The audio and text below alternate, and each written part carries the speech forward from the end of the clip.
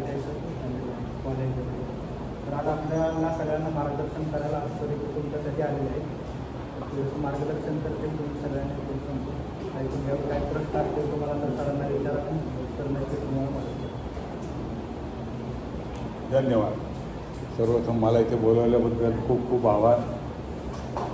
लहान मुलांबरोबर किंवा सगळ्या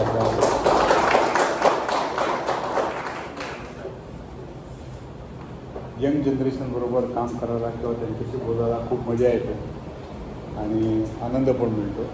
अशा दिवसाने कोकणामध्ये चिपळूण गोहागरच्यामध्ये एक शाळा आहे. अशा प्रकारचे तसं ITI नाही, एक शाळा आहे. तिथे वोकेशनल ट्रेनिंग चालू केलं, ठाण्यात चालू केलं, आळंदीला चालू केलं. पुण्यामधल्या बऱ्याचशा शाळांमधला बाहेरातला किट्स घेऊन जातो आणि त्या तिथे मुलांशी बोलतो. आणि आता रत्नागिरी जिल्ह्यातल्या सर्व तालुक्यांमध्ये दापोली, खेड, त्यानंतर देवरूख अशा सगळ्या तालुक्यांमधनं एक एक शाळा तयार करायचा आता चालू आहे प्रकल्प. या शैक्षणिक वर्षाचा जे येईल 25 सालचं, त्यावेळेला रत्नागिरी जिल्ह्याच्या प्रत्येक तालुक्यात एक शाळा ITI लेवलचीच, पण ITI एवढ्या फॅसिलिटीज नाही, पण कोर्सेस भरपूर आहेत. मी जवळजवळ 65 कोर्सेस शिकवतो. 65 कोर्सेस तिकडे मुलामुलींना जे जे काय आवडीचं आहे ते करतो. आणि 5वी ते 7वी आणि 8वी ते 10वी अशा 2 बॅचेस असतात. तुमच्यातली मोठी मुलं नसतात, ती लहान मुलं असतात. 5वी ते 7वीच्या मुलांना साधारणपणे सगळ्या गोष्टी ह्या 65 आहेत त्या किट्स टेबलवरती मी माझे जे सहकारी आहेत ते दाखवतात. त्यांना हाताने करू देत नाही. लहान असतात मुलं, त्यांच्या हातामध्ये काही द्यायचं थोडीशी भीती वाटते. पण बॅटरी ऑपरेटेड जे असतात किंवा ज्याच्यावरती सेफ्टी असते, अशी काही शार्प कुठे सुई किंवा करवत नसते, अशा गोष्टी त्यांना हाताळायला देतो. आणि 8वी ते 10वीची मुलं जी आहेत त्यांना थोडीफार प्रॅक्टिकल्स करायला देतो. थोडंफार त्यांना त्या मशीन्सवरती किंवा मुलींना शिवणकाम, विणकाम, भरतकाम, नर्सिंग, स्वयंपाक आहे किंवा बाकीचे जे जे काही छंद एखाद्या लहान मुलाला असायला पाहिजे किंवा लहानपणी कसे एखादा छंद जर तुम्ही जोपासलात तर तुम्ही त्याच्यामध्ये तुमचं विरंगुळा असतो तो एक आपल्याला की नेहमीच्या आजकालच्या धकाधकीच्या जीवनामध्ये एखादा कुठला तरी छंद जर आपल्याला असेल तर त्याचा फायदा होतो. आपण आज छंद म्हणजे काय करतो तर मोबाईलवरती काही TV बघत बसतो किंवा काहीतरी इंटरनेटवरती सर्च करत राहतो. त्यांनी ज्ञान वाढतं, ज्ञान वाढत नाही असं मी अजिबात म्हणत नाही. पण जेव्हा प्रॅक्टिकली हाताने करायची वेळ येते त्यावेळेला आपल्याला असं जाणवतं की आपण जे शिकलो आहे, बघितलं आहे आणि हाताने करायचं आहे त्याच्यामध्ये खूप फरक आहे, तफावत आहे. आणि जिथपर्यंत हाताने करत नाही आपण तिथपर्यंत आपल्याला तो कॉन्फिडन्स येतो. समजलं आहे पण समजा जर करायला सांगितलं कर आता उद्या ना तू, तर तो आपल्याला कॉन्फिडन्स नसतो, आपण जाऊन आपण देऊ शकत नाही.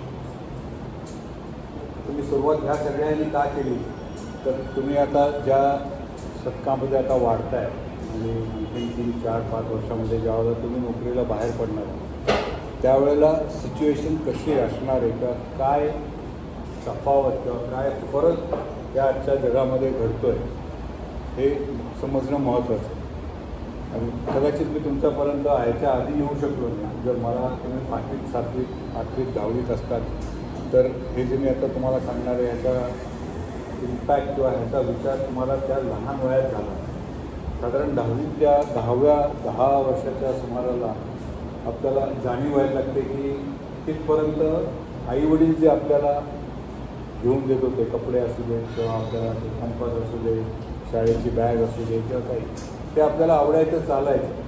त्यांची जी आवड होती ती आवड आपण आपलीच आवड आहे असं समजून घ्यायला लागलं.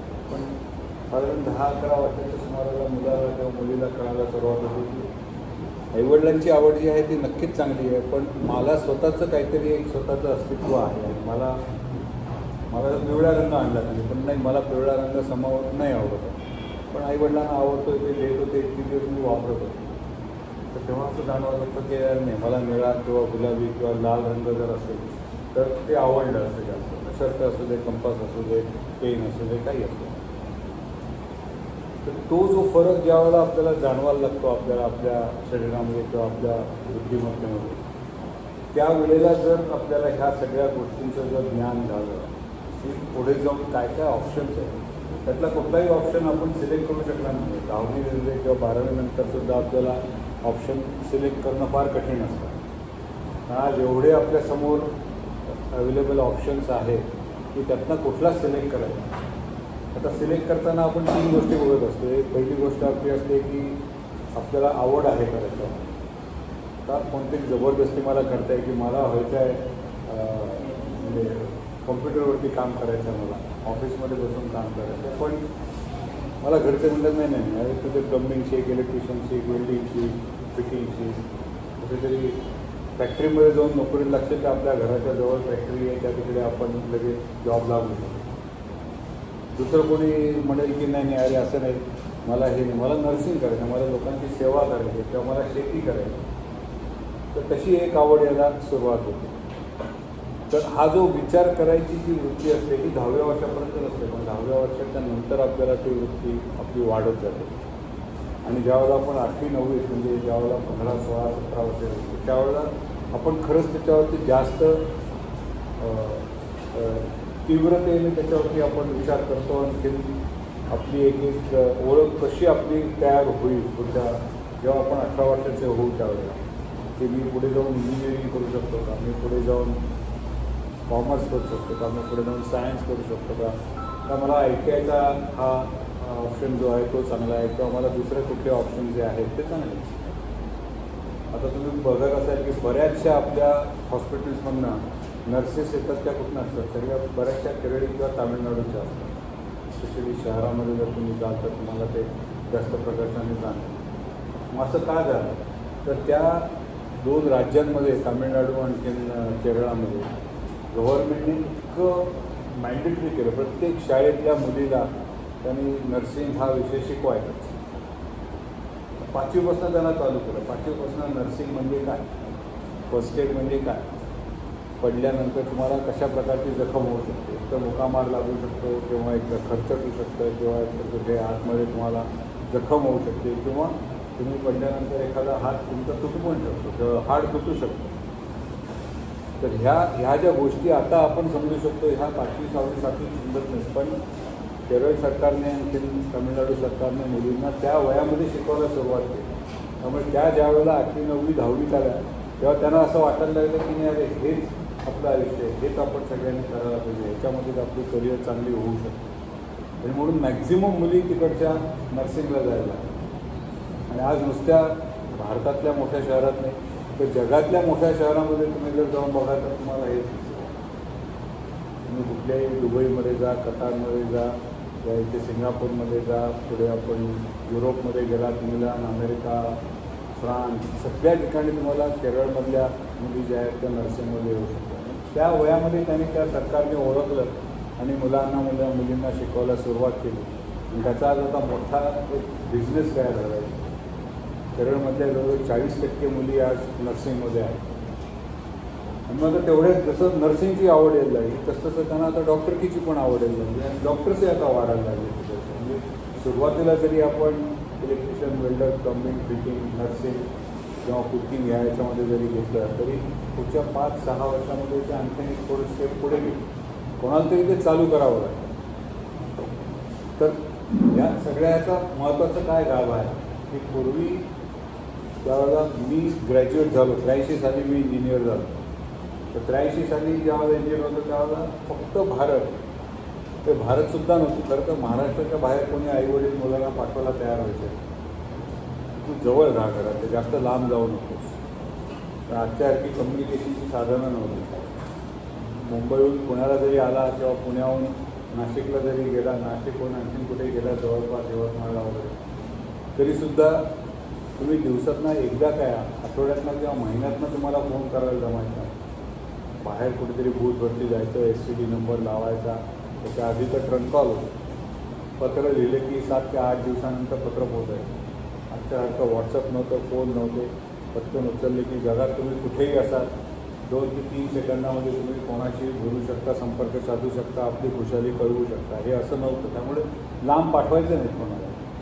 त्यामुळे काय व्हायचं की ज्या वेळेला एखादी इंडस्ट्री महाराष्ट्रामध्ये किंवा मुंबईत किंवा ठाण्यात किंवा नाशिकमध्ये यायची त्यावेळेला त्यांचा जो प्रोडक्शनचं जे टार्गेट असायचं ते टार्गेट होतं की ह्या इकडच्या महाराष्ट्रापुरतं आपण बघूया किंवा जास्तीत जास्त महाराष्ट्राच्या बाजूला गुजरात आहे, मध्य प्रदेश आहे, कर्नाटक आहे, आंध्र आहे, हे 4-5 राज्य सोडली तर त्याच्या पुढे जायचं नाही. एक बनवलेलं आमचं गोदरेजचं कुलूप विक्रोळीला मुंबईमध्ये बनवलं जायचं आणि ते जर दिल्लीला किंवा फार तिकडे आपण पूर्व भागामध्ये जे आज 7 सिस्टर्स म्हणून ओळखले जातात, आसाम आहे किंवा आपलं नागालँड आहे, तिकडे जर पाठवायचं तर एक छोटं कुलूप तिथपर्यंत पोहोचण्यासाठी 8 ते 10 दिवस लागायचे.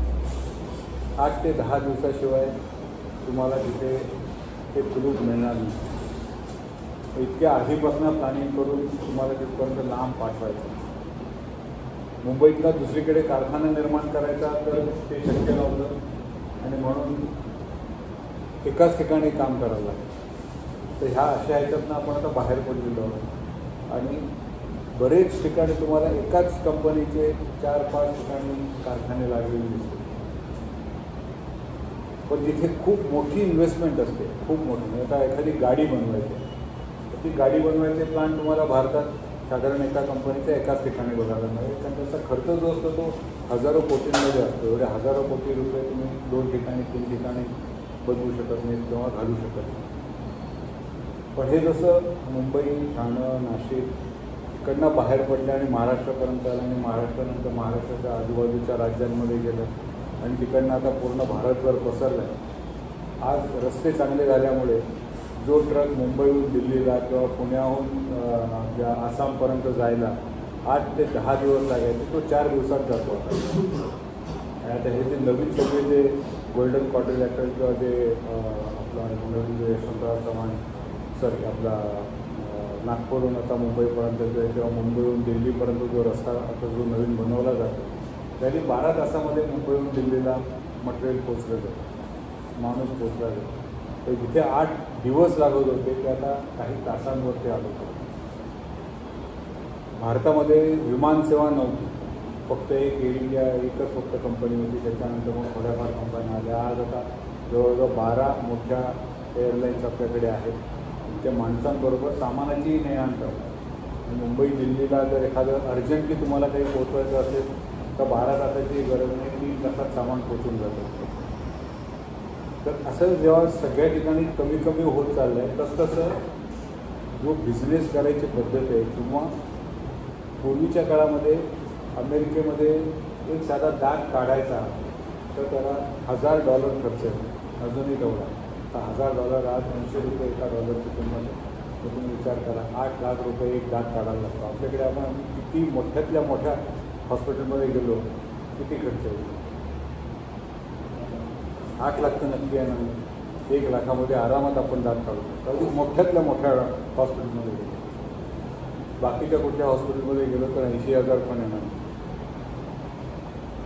हाडवैद्य दंतवैद्याकडे गेला तो असं इकडनं पकडतो, वरनं मारतो, 2 मिनटात तुमच्या हातात दात काढून देतो, $100 $200 देतो. पण तेव्हा अमेरिकेतला माणूस ते $1000 वाचवण्यासाठी जर भारतात येणार असेल तर तो येऊ शकायचा नाही. आज ते राहिलेलं नाही. तुम्ही एअरपोर्टला जा आणि तुम्हाला तिकीट मिळतं, तुम्ही या इथे दात काढून या, पुन्हा जा. हा सगळा खर्च जो आहे हा सगळा खर्च जास्तीत जास्त तुमचा किती होईल? 1 लाख. आणि त्याच्यावरती जो इथे हॉस्पिटलचा खर्च होईल. त्यामुळे आपल्याकडची हॉस्पिटल्स वाढत चालली. इंडस्ट्री कशी वेगवेगळ्या पद्धतीने बदलत चालली आहे 19व्या शतकापासून ते 20व्या शतकापासून आणि आता 21व्या शतक आहे.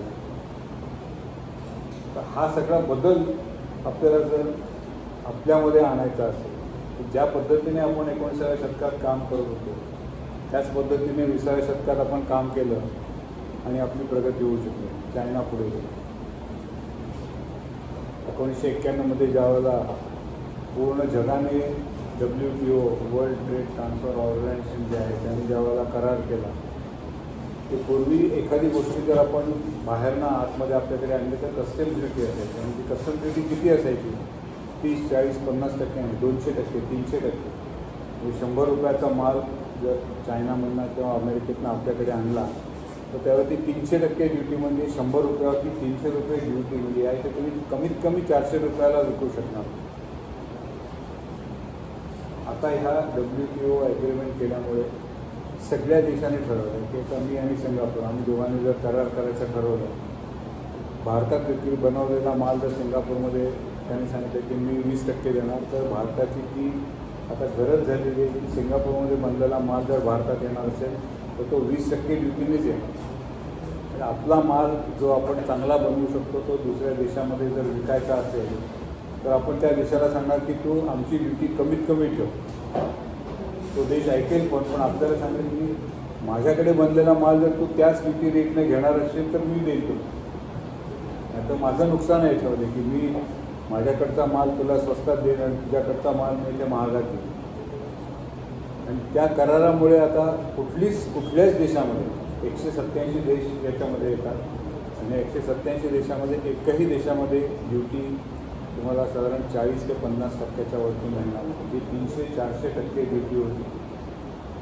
त्यामुळे काय होत होतं की भारतातल्या धंद्यांना खूप सोयीचं जातं.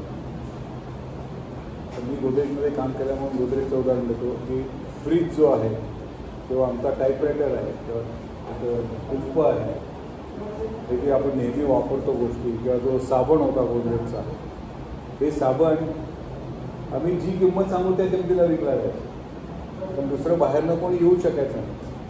गोदरेजची समजा प्रोडक्शन कॉस्ट 20 रुपये होती आणि त्याच्यावरती 25 रुपयाला विकला तरी लोकांना घ्यायच्या, कारण ह्या सगळ्या गरजेच्या गोष्टी. तर मग आणि बाहेरनं आणलेला 20 रुपयाचाच साबण इथे येऊन त्याच्यावरती 60 रुपये ड्युटी, म्हणजे तो 80 रुपयाला विकला जायचा. आणि आपण बनवलेला 20 रुपयाच्या ऐवजी आपली प्रोडक्शन कॉस्ट जर 30 रुपये असेल किंवा 40 रुपये असेल, ती घ्या ना ते पण घ्या, ते पण घ्या, हो घ्या ना, मी नाही बसलो, ती घ्या ना,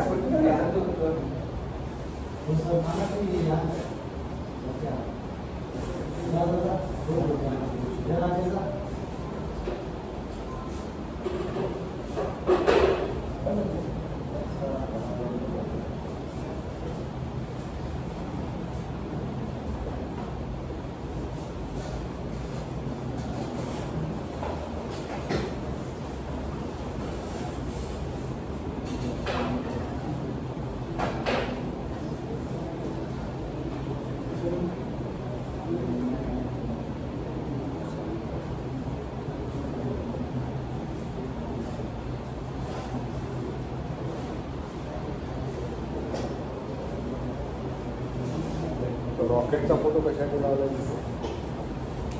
काय केलं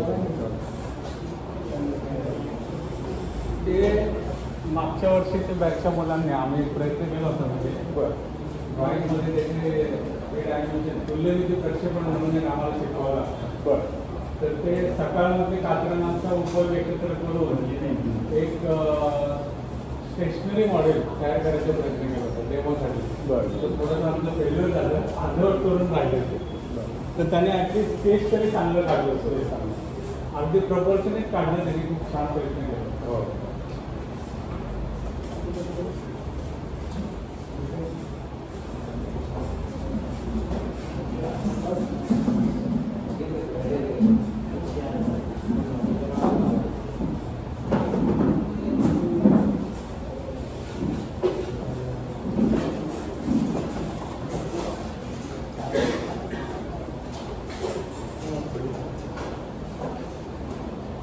बाहेरनं आणलेला साबण त्यावेळेला आपल्याकडे कसं की 1947च्या आधी, म्हणजे आपल्याला स्वातंत्र्य मिळायच्या आधी सगळ्या गोष्टी इंग्लंडवर नाही, ते रेट सांगतील त्या रेटला आपल्याला घ्यायला लागेल. मग यायच्या आपण आपल्या निर्मिती चालू केली, ती त्या रेटपेक्षा कमी झाली. मग आपल्याकडच्या लोकांना, आपल्याकडच्या दुकानदारांना, आपल्याकडच्या कारखानदारांना त्याचा फायदा व्हायला लागला. ते जास्त विकायला सुरुवात केली. पण 91 साली ज्यावेळेला आपण हे करार केला आणि आपल्याकडे आज जसं तुम्ही बघता की वर्लपूल आहे, सॅमसंग आहे, LG आहे, अशा बऱ्याच मोठमोठ्या कंपन्या आल्या.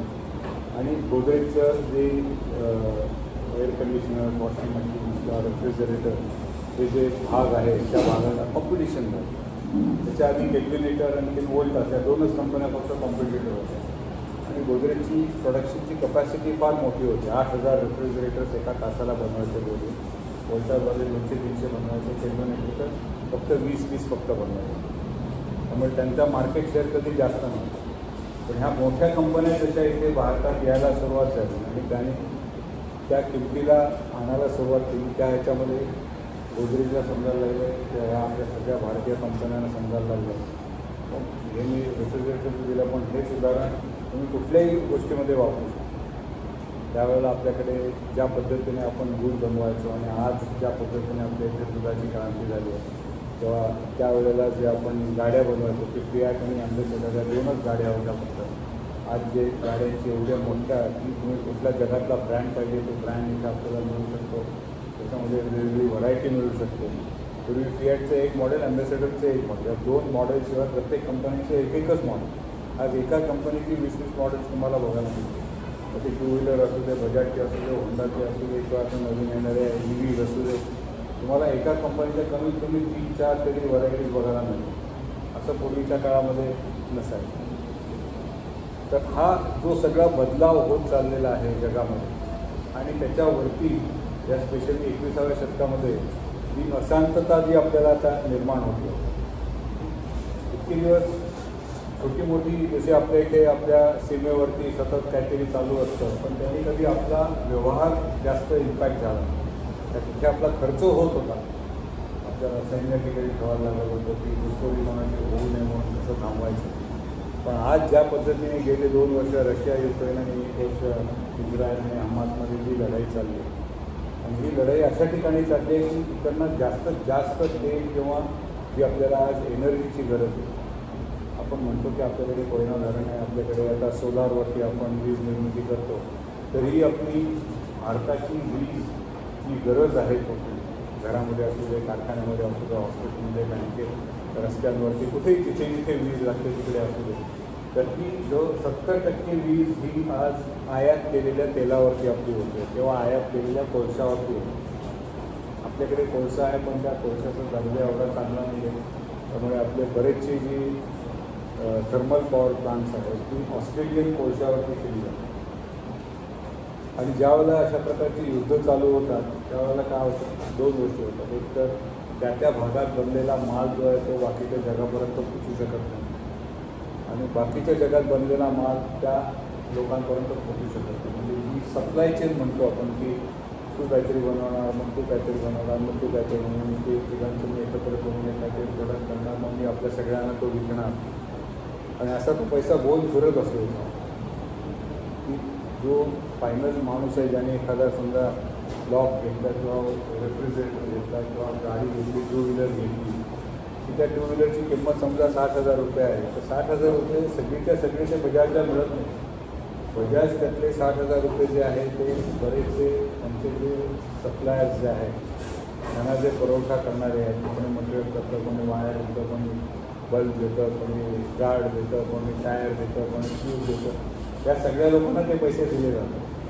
आणि समजा त्या 60,000 ते 40,000 जे आहेत ते सगळे ह्या बाकीच्या सप्लायर्सना दिले गेले.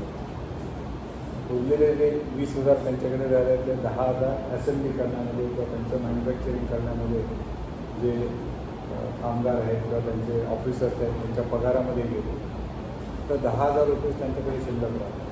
बाकीचे पैसे पुन्हा सर्क्युलेशनमध्येच येतात. आणि असं हे जगामध्ये जेवढं जास्त सर्क्युलेशन होईल आणि एका ठिकाणी जर त्याला खंड पडला, समजा करोना झालं, करोनामध्ये लोकांना बाहेर पडायलाच नाही, त्यामुळे 2 चाकी 4 चाकी किंवा कुठलंच काही विकलंच गेलं. पैसे नव्हते असं नाही, पैसे तेवढेच असतात, तेच पैसे गोल फिरत असतात. आणि तेवढे जास्त फिरतील गोल पैसे माझ्याकडनं तुझ्याकडे नाही, त्याकडे याच्याकडनं त्याकडे पुन्हा माझ्याकडे, असं हे जेव्हा चालू राहील त्याच वेळेला आपले जे आपण GDP पेपरमध्ये वाचलं का, GDP किंवा GSTचं कलेक्शनचे डेटा येतात की किती टॅक्स आपण दर महिन्याला GSTमध्ये भरतो. सुरुवात केलं त्यावेळेला 80,000 कोटी होते, त्याचा वाढत 1,70,000 कोटीपर्यंत गेला. आणि ह्या वर्षाच्या शेवटी मार्चपर्यंत असं अनुमान केलं गेलं आहे की 2,00,000 कोटी नुसतं GSTमध्ये आपण, एवढी आपण त्या पैशाची आपण मुवमेंट करणार. GST 2,00,000 कोटी जातं, म्हणजे 2,00,000 कोटी हे फक्त 18% झाले. त्याच्यावरती किती कोटीचा आपण ज्यावेळेला व्यवहार करू त्यावेळेला हे 2,00,000 कोटीचा GST तयार होतो. आणि ह्या सगळ्या याच्यामुळे जेवढं आपण चलनवलन करू ह्या पैशाचं तेवढं आपली प्रगती असं सांगू. आता हे करताना चॅलेंजेस काय आहेत जे आज ह्या सगळ्या बॅकग्राऊंडच्यावरती आपल्या दृष्टीने महत्त्वाचं काय, ते आपल्या दृष्टीने महत्त्वाचं असं आहे की जग आता पुढे पुढे जात चाललं आहे. जसं मॅन्युफॅक्चरिंगमध्ये आहे तसंच कॉम्प्युटरमध्ये पण AI किंवा काय का नाव आर्टिफिशियल इंटेलिजन्स किंवा ML मशीन लर्निंग.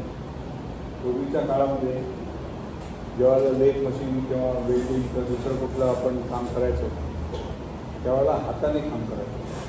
वेल्डर हातामध्ये इलेक्ट्रोड घेऊन वेल्डिंग करायचं.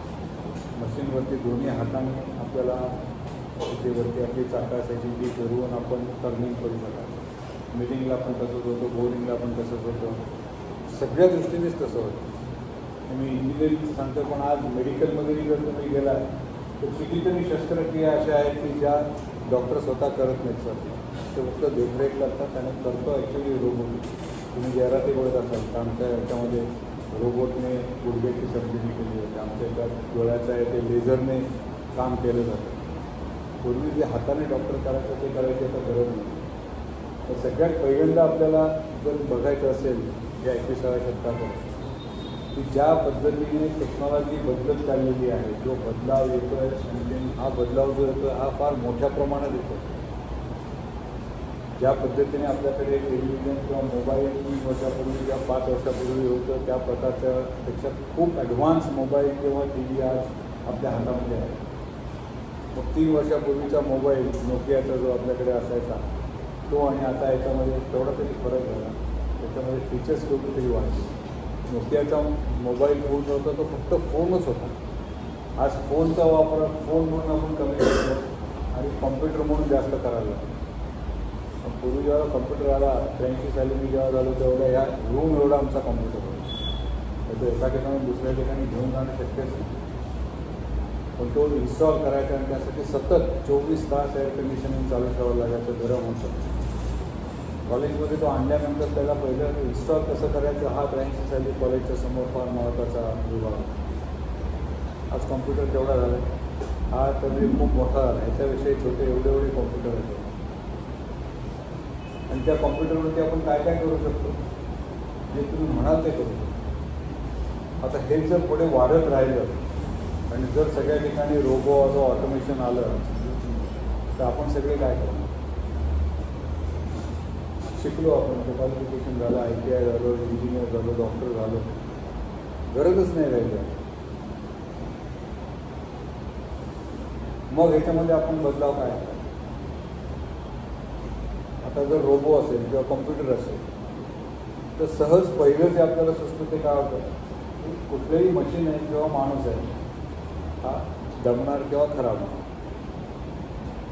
कदाचित रोबो माणूस आपण 2 तास 3 तास 4 तास काम केल्यानंतर करणार, रोबो 8 तास काम केल्यानंतर, 24 तास काम केल्यानंतर, 3 महिने काम केल्यानंतर, 6 महिने काम केल्यानंतर, पण शेवटी तो दमणार. त्याला काहीतरी सर्व्हिस लागणार आहे, त्याला काहीतरी रिपेअर लागणार आहे, त्याला काहीतरी मेंटेनन्स लागणार आहे.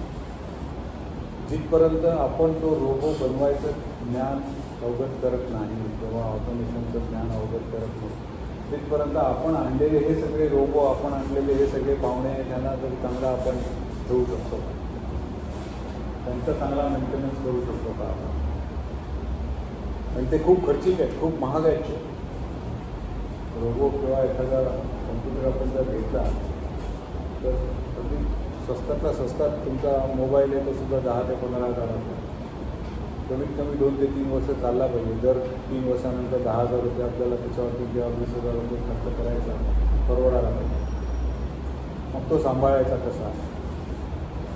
समजा जर तो आपल्या हातनं पडला तर त्याला काय करायला पाहिजे, पाण्यामध्ये भिजला तर काय करायला पाहिजे, पावसामधनं जात आहे पिसटनं कधी पडला पाहिजे तर काय करायला पाहिजे.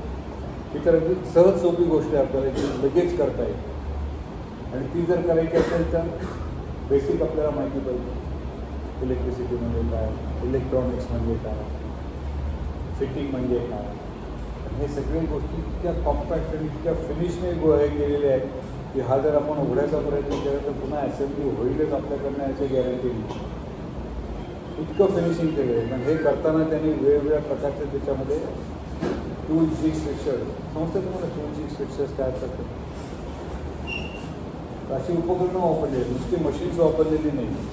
त्याच्यामध्ये टूल जिग्स फिक्सर्स आहेत. आता आपण घरी जेव्हा करणार आहोत जेव्हा आपण त्याला रिपेअर करायचा प्रयत्न करणार आहोत, उघडायला होईल पटकन, पुन्हा ॲसेंबल करायचं तर पटकन.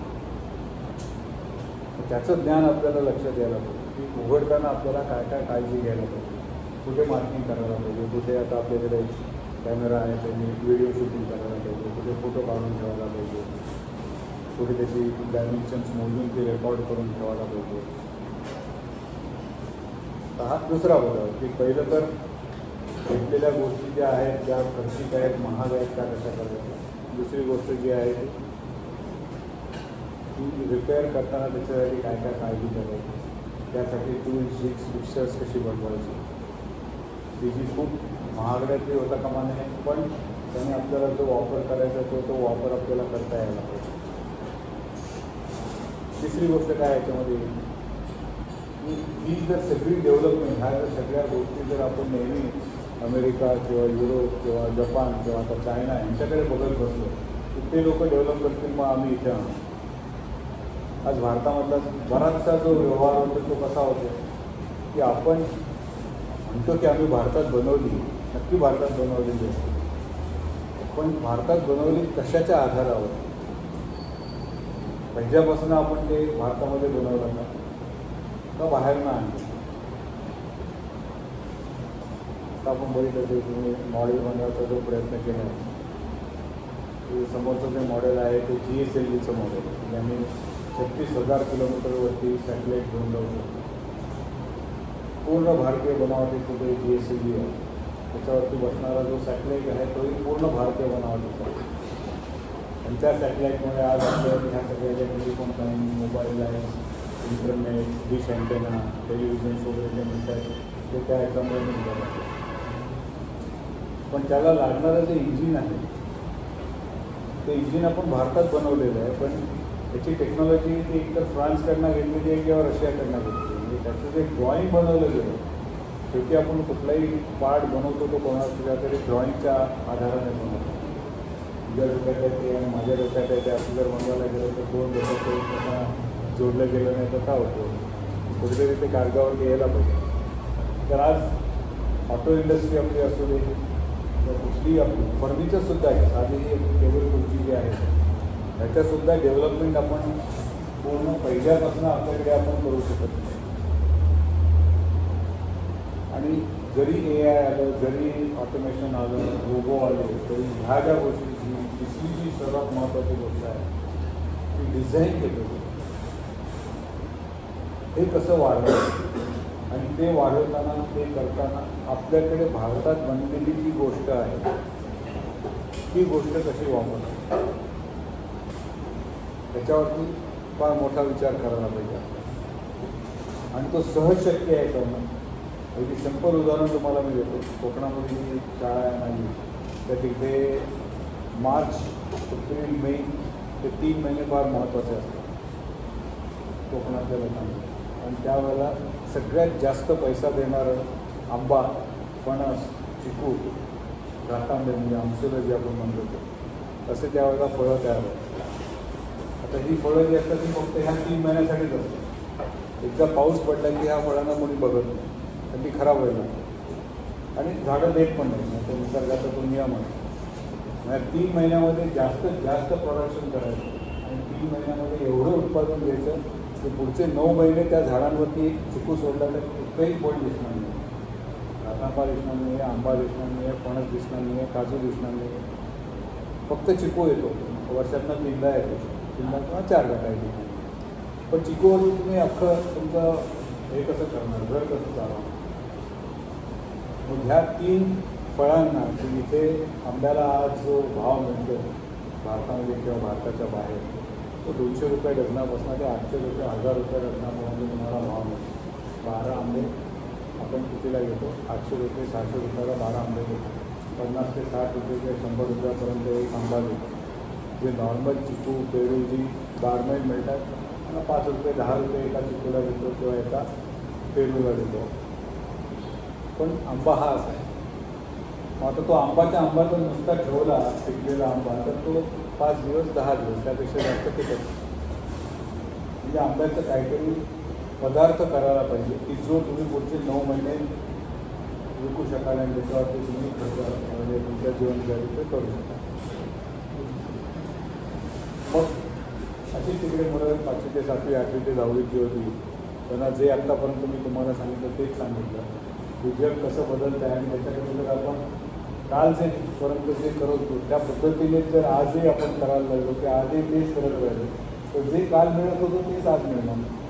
जर बदलच केला नाही मी जर 1 किलोमीटर 10 मिनटात जर मी चालतो आणि आजही 1 किलोमीटर 10 मिनटात चालतो, उद्याही 1 किलोमीटर 10 मिनटात चालणार आहे, परवा 1 किलोमीटर 10 मिनटात चालणार आहे, तर जे काय 3-4 तास 5 तास मी दिवसाला चालेल ते तेवढंच अंतर जाणार आहे. त्यापेक्षा जास्त होणारच नाही.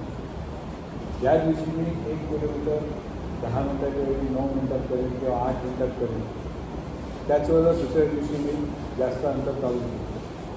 त्यामुळे काल जे करत होतो त्याच्यापेक्षा आज जर आपण काही वेगळं केलं तरच काल जे काही पैसे मिळवून घेतले आज जास्त पैसे मिळायचा चान्स नाहीतर काम मिळते. महागाई वाढत चालली आहे. इनफॅक्ट जे काही पैसे मिळते त्याच्यामध्ये आपल्याला जे काल घेऊ शकत होतो ते आज घेऊ शकणार नाही आपण. समज तुम्हाला मी काय म्हणतो ते महागाई वाढते. काल दूध 20 रुपये लिटर होतं, आज महागाई वाढली, दुधाचा दर वाढला 22 रुपये झाला. म्हणजे काल 20 रुपयामध्ये 1 लिटर दूध मिळत होतं, आज 20 रुपयात जर आपण दिले तर 1 लिटर मिळणार नाही काय 900 ml किंवा 950 ml वगैरे असं काहीतरी दूध मिळेल म्हणजे कमी मिळेल. त्यामुळे कालच्यापेक्षा आज काहीतरी वेगळं करायलाच पाहिजे आपण आणि हे सतत करायला पाहिजे कारण महागाई वाढतच जाणार आहे. देशात म्हणा किंवा बाकीच्या लोकांच्या आपल्याकडे जे संकट आहेत त्याच्याप्रमाणे भाव स्थिर कधीच कुठल्याच देशात राहत नाही.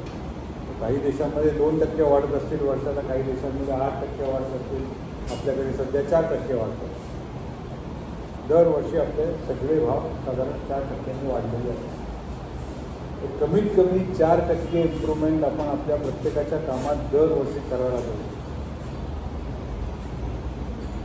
आणि ही इम्प्रूव्हमेंट एक तर आपण स्वतः जास्त मेहनत करायला पाहिजे किंवा नवीन नवीन आयडियाज लावायला पाहिजे. जुगाड शब्द ऐकला आहे. गाडी बंद पडली, तो आला डाव्या बाजूला वळवली, त्याने तिकडनं ठोकलं आणि चालू केलं. पण हे जुगाड झालं. त्याच्यामागे शास्त्र काय? डावीकडे वळल्यावरती ती गाडी का चालू आहे, उजवीकडे वळवल्यावरती का नाही चालू आहे, ते जाणून घ्यायचा आपण तरी प्रयत्न केला होता. तिथे दुसरं काहीतरी होईल, त्यावेळेला पुन्हा डावीकडे सोडवली तर चालू होईल. जो काय त्याच्यामध्ये डिफेक्ट असेल त्यावेळेला कदाचित मागच्या बाजूने उचलायला लागेल, पुढच्या बाजूने उचलायला लागेल, उजवीकडे वळवायला लागेल तर चालू होईल. तर त्याच्यामध्ये आपण विचार करतो का, त्याच्यामध्ये आपण जातो का? तर असा जेव्हा त्या मुलांच्या समोर मी प्रस्ताव मांडला आणि त्यांना सांगितलं की आता आपण असं करूया की तुमच्या आईवडिलांना बोलूया म्हणून त्यांचे जे आईवडील ह्या आंब्याची काय काय उत्पन्न होऊ शकतात. आंब्याचा रस काढतात, तो आपले टीनमध्ये म्हणजे डब्यांमध्ये पॅक करतात, बरोबर. एकदा तो पॅक केला की तो रस आता पुढचे 8, 9, 10 महिने चांगला राहील. रस घेतात, त्याला उकळवतात, थोडंसं बाटल्यांमध्ये भरतात, बाटल्यांना चांगली गुच्चा लावतात, तेव्हा तो 8-10 महिने राहतो. रसाचं ताटांवरती किंवा पत्र्यांवरती पसरवून तो उन्हामध्ये वाळवायचा की त्याची साखर किंवा आंबा पोळी, फणस पोळी तयार होते. तिथे तुम्ही 8-10 महिने थोडे चिकू असतात त्याचे बारके बारके तुकडे करायचे आणि आपल्या ज्या छोट्या छोट्या गोळ्या असतात, च्युइंगम असतात, तसं त्याचं तयार होतं त्या चिकूचं. दुधामध्ये पाण्यामध्ये तुम्ही बुडवून ठेवलात अर्धा तास.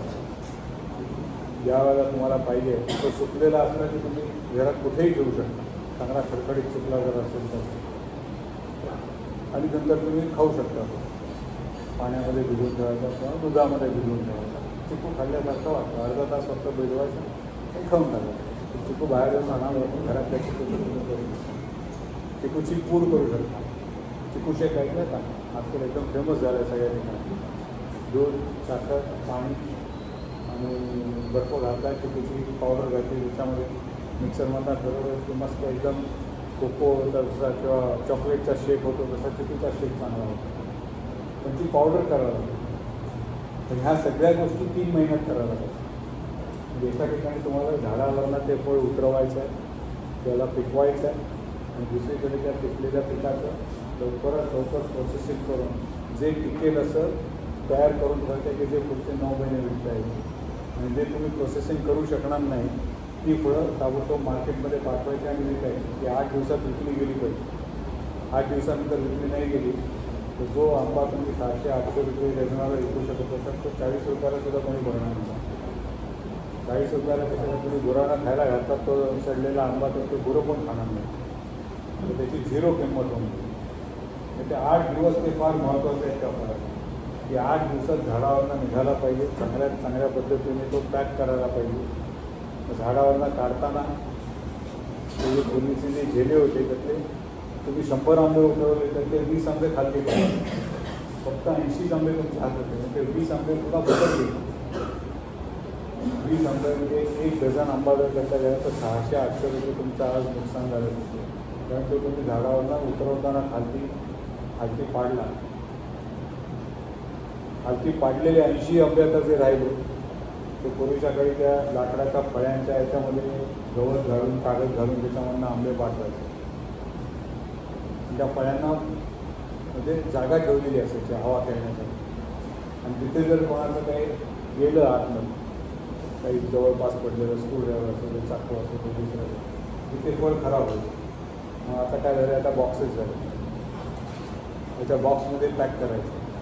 मग ते बॉक्स व्यवस्थित ट्रकमध्ये टेम्पोमध्ये घालून कुठल्यातरी तालुक्याच्या ठिकाणी आणायचे गावात. तिकडनं ते कुठल्यातरी मोठ्या बाजारपेठेत जायला पाहिजे की जिकडनं त्याचा किरकोळ विक्रेते ते जाऊन घेऊ शकतो. आणि किरकोळ विक्रेते पुन्हा तुमच्याकडे आणून ज्यावेळेला रस्त्यावरती किंवा आपल्या मंडईत बसतील त्यावेळेला आपण जाऊन तो आंबा तिकडनं विकत घेऊ. हे सगळं जे आता मी सांगितलं हे करताना पुन्हा त्याचे 5-6 आंबे खराब होतात. नंतर ज्यावेळेला तो माणूस इथे येऊन बसतो जर त्याचे कोणी काय 20-40-200 त्याला रोजचं त्याचा अंदाज असतो की आपण किती विकू शकतो. समजा एखाद्या दिवशी असं झालं की लोक आलेच नाहीत घ्यायला, ते त्याच्या अंगावरती पडून राहील. दुसऱ्या दिवशी जर ते पिकलेले असतात तर पुन्हा तो खराब झाला. ह्या सगळ्या ह्याच्यामध्ये प्रिझर्वेशन फार महत्त्वाचं आहे. झाडावरनं काढलेला आंबा शेवटच्या गिरायकापर्यंत पोचेस तर 100 आंबे जर झाडावरनं उतरले तर 100च्या 100 गिरायकापर्यंत जर गेले तर सगळ्यांना पाहायला यायचं. त्यातले 80 आंबे गेले, 70 आंबे गेले तर उरलेल्या 20-30-40 आंब्यांचं जे आज उत्पादन तुम्हाला होऊ शकत होतं, पैसे मिळू शकत होते, ते मिळणार नाही. हे फक्त आंबा बनवणारा जो आहे म्हणजे बागायतदार त्यांनी झाडाची छाटणी कशी करायची, फवारणी काय करायची, खतं काय घालायची, पाण्याचं निचरा तिकडे जर होत नसेल तर तो कसा करायचा, हे 3-4 महिने हे जे त्या कृषी अधिकाऱ्याचं किंवा शेतकऱ्याचं बागायतदाराचं जे काम आहे त्याच्यावरती संपलं नाही. आणि ही जाणीव आपल्याला आधी नव्हती जेव्हा आपण फक्त भारतातच हे सगळा व्यवहार करून घेत. आता ही जाणीव आपल्याला व्हायला लागली. आणि एक धंदा जो होता ते फक्त आंबा बनवायचा किंवा आंबा उगवायचा, त्याच्यापुढे मी तर तुम्हाला किती धंदे सांगितले. त्याचं पॅकिंग चांगलं कसं करायचं. पूर्वीच्या काळी बिस्किटं जी होती ती फार क्वचित असं असायचं की लहानपणी आम्ही जर 4 किंवा 5 बिस्किटांचा पुडा घेतला तर 5च्या 5 बिस्किटं न तुटलेली असायची. 2 तरी बिस्किटं त्यातली तुटलेली असायची. आता मी माझ्या भावामध्ये भांडण असायची. तुटलेल्या बिस्किटाची चव 30 असायची. शेवटी मी खाताना तोडणारच पण उचलताना तर मला पूर्ण पाहिजे. जेव्हा आईवडील आमची तो पुडा उघडायचा तेव्हा पहिलं जे न तुटलेलं बिस्किट असेल ते उचलायचं. तू तुटलेलं चवीत काही फरक नाही, पोटामध्ये काही फरक नाही, पण डोक्याला समाधान मिळतं की नाही मला चांगला तुकडा मिळाला, तुटलेला आहे नाही. गाडी मोबाईलला घ्यायला गेलात तुम्ही त्याच्यावर बारीक स्क्रॅच असेल घ्याल का तुम्ही. साधं फळ नाही गेलं पण एका बाजूला काळा डाग दिसला. म्हणजे जेवढं महत्त्व ते फळ तयार करण्यामध्ये आहे त्या झाडाची निगा राखून किंवा ज्या पद्धतीचं तुम्ही बियाणं घेणार आहात किंवा ज्या पद्धतीची खतं घालणार आहात, ज्या पद्धतीने त्याची मशागत करणार आहात, तेवढंच महत्त्वाचं आहे की ते काढलेलं फळ चांगल्या पद्धतीने कसं पॅकिंग करायचं.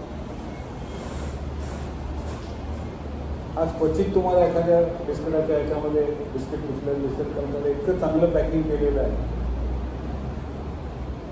तर तो दुसरा धंदा तयार झाला त्याच्यावर की पॅकिंग कसं करायचं. तिसरा धंदा आहे की ट्रकमध्ये बसवायचं तर ते कसं बसवायचं.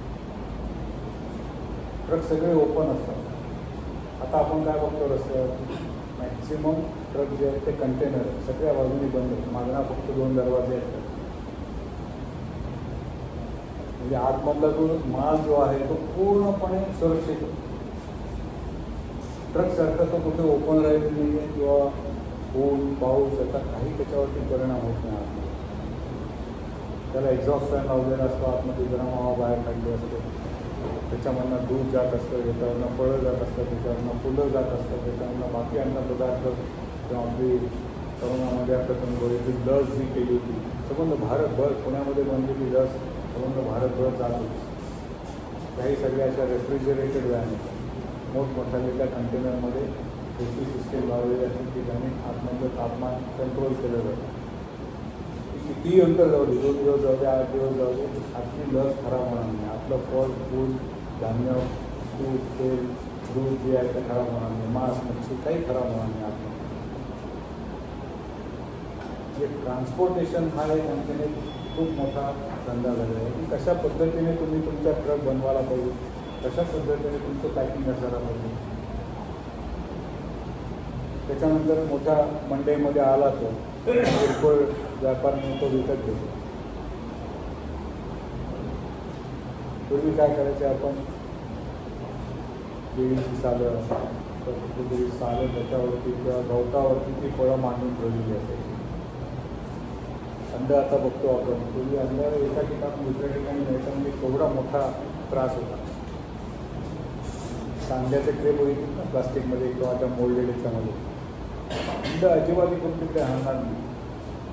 जी काय 24चा ट्रे असेल 36चा ट्रे असेल 36च्या 36 अंडीचे अंडी कशी कशी मिळणार. फळांपेक्षाही वाईट होता अंड्याचा भाग. 20 ते 30% 100तले 20 ते 30 अंडी फुटलेली निघायची फुटले की कोण घेणार. आता एकही अंडं खराब झालं तर तुमच्या हातला पडलं खाली धक्का लागला तर गोष्ट वेगळी. तर नॉर्मल तुमच्या ट्रान्सपोर्ट प्रोसेसमध्ये डिस्ट्रीब्युशन प्रोसेसमध्ये अंडं खराब झालेलं भेटणार. पॅकेजिंग हा सगळ्यात महत्त्वाचा आणि मोठा आता एक अपॉर्च्युनिटी आपल्याला. आणि पाचवी सगळ्यात मोठ्या गोष्ट झाली पूर्वी सगळ्या ठिकाणी पैसे खिशामधनं नोटा द्यायच्या नाणी द्यायची. आता किती ठिकाणी आपण नाणी वापरतो. दुकानदारी घ्यायला तयार नसतो. आपणही घ्यायला तयार नसतो. मोबाईल बाहेर करतो स्कॅन करतो पैसे दिले की झालं. हे फक्त मोठ्या शहरात राहिलेलं नाही. म्हणजे कुठल्याही छोट्यातल्या छोट्या खेड्यात जा तुम्ही तिकडे सुद्धा तुम्हाला आज स्कॅन करून QR कोडवरती पैसे देता येतात घेता येतात.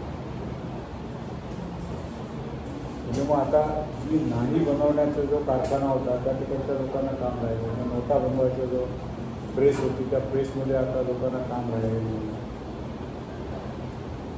पत्र आपण लिहित नाही. पोस्टकार्ड तर आपल्याला तुम्ही लोकांचं पोस्टकार्ड पाहिलं का मला आता म्हणजे शक्य आहे. पोस्टकार्डची काही गरजच नाही. मोबाईल एखादा व्हॉट्सअपवरती मेसेज पाठवला की गेला आहे कसं काय.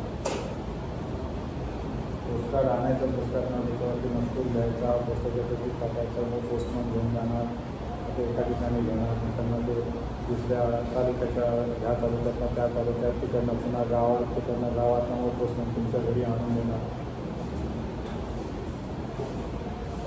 ह्या सगळ्या याच्यामध्ये शॉर्टकट ठरलं आहे.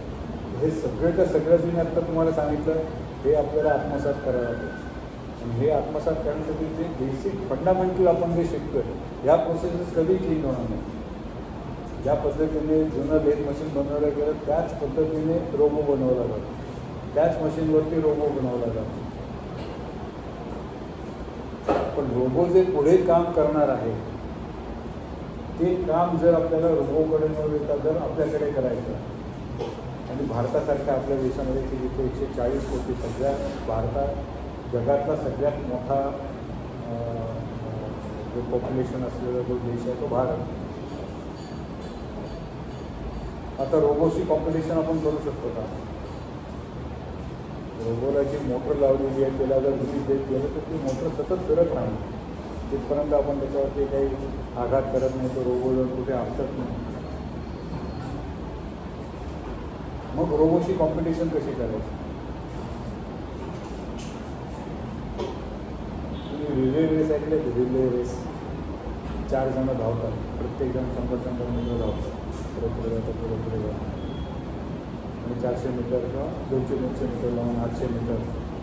प्रत्येकजण एकमेकाला काठी असते हातामध्ये. पहिला आता पोर्शन त्याचा धावून झाला तर दुसऱ्याला दुसरी काठी देतो, ती काठी देतो, दुसरा धावतो, तो तिसरा देतो, चौथा देतो, चौथा पुन्हा ओरिजिनल पोझिशन आहे. तर असा आपण टीमवर्कचा विचार करू शकतो की ज्यांनी आपण रोबोवरती आपलं थांबवू शकतो. आता हा विचार का करायला पाहिजे आपल्याला? कारण आपण माणूस आहोत, आपल्याला तहान भूक लागणार आहे. आपल्या जे निसर्गाचे जे दैनंदिन आपले व्यवहार करायचे असतात, संडास बाथरूम, ते आपल्याला करायला लागणार. पहिले कोणाला 2 तासांनी लागेल, कोणाला 4 तासांनी लागेल, कोणाला कदाचित 8 तासाची 8 तास थांबू शकेल, पण शेवटी ते करायला लागणार. रोबोलाही करायला लागतं का? नाही. माझा तर हात आहे, ह्या इथपासून इथपर्यंत मी कितीही जोरात आणायचा प्रयत्न केला तरी जर मी स्पीड मेजर केला ह्या हाताचा तर मी तो साधारण 20 ते 30 किलोमीटर पर आवर. आपली साधारण मोटरसायकल एखाद्या नॉर्मल रस्त्यावरनं आपण जेव्हा जातो तेवढ्या स्पीडने मी घेऊ शकतो. 20 किलोमीटर पर तास, एका तासात 20 किलोमीटर जाईल अंतर एवढंच. रोबो पाहिजे तुम्ही किती फास्ट जाऊ शकतो? कमीत कमी आपल्या चौपट 80 किलोमीटर पण तुम्ही तेवढ्या जोरात दाखवू पण शकणार नाही. एवढ्या जोरात रोबो जाऊ शकतो. म्हणजे रोबोची बरोबरी आपल्याला करणं शक्य नाही. त्याचा स्पीड एवढा आहे, त्याची ॲक्युरेसी एवढी आहे, रोबोचा स्पीड आपण मॅच करू शकणार नाही. रोबोसारखं सतत नॉन स्टॉप काम करू शकणार नाही. आणि मग रोबोला कसं थांबवायचं?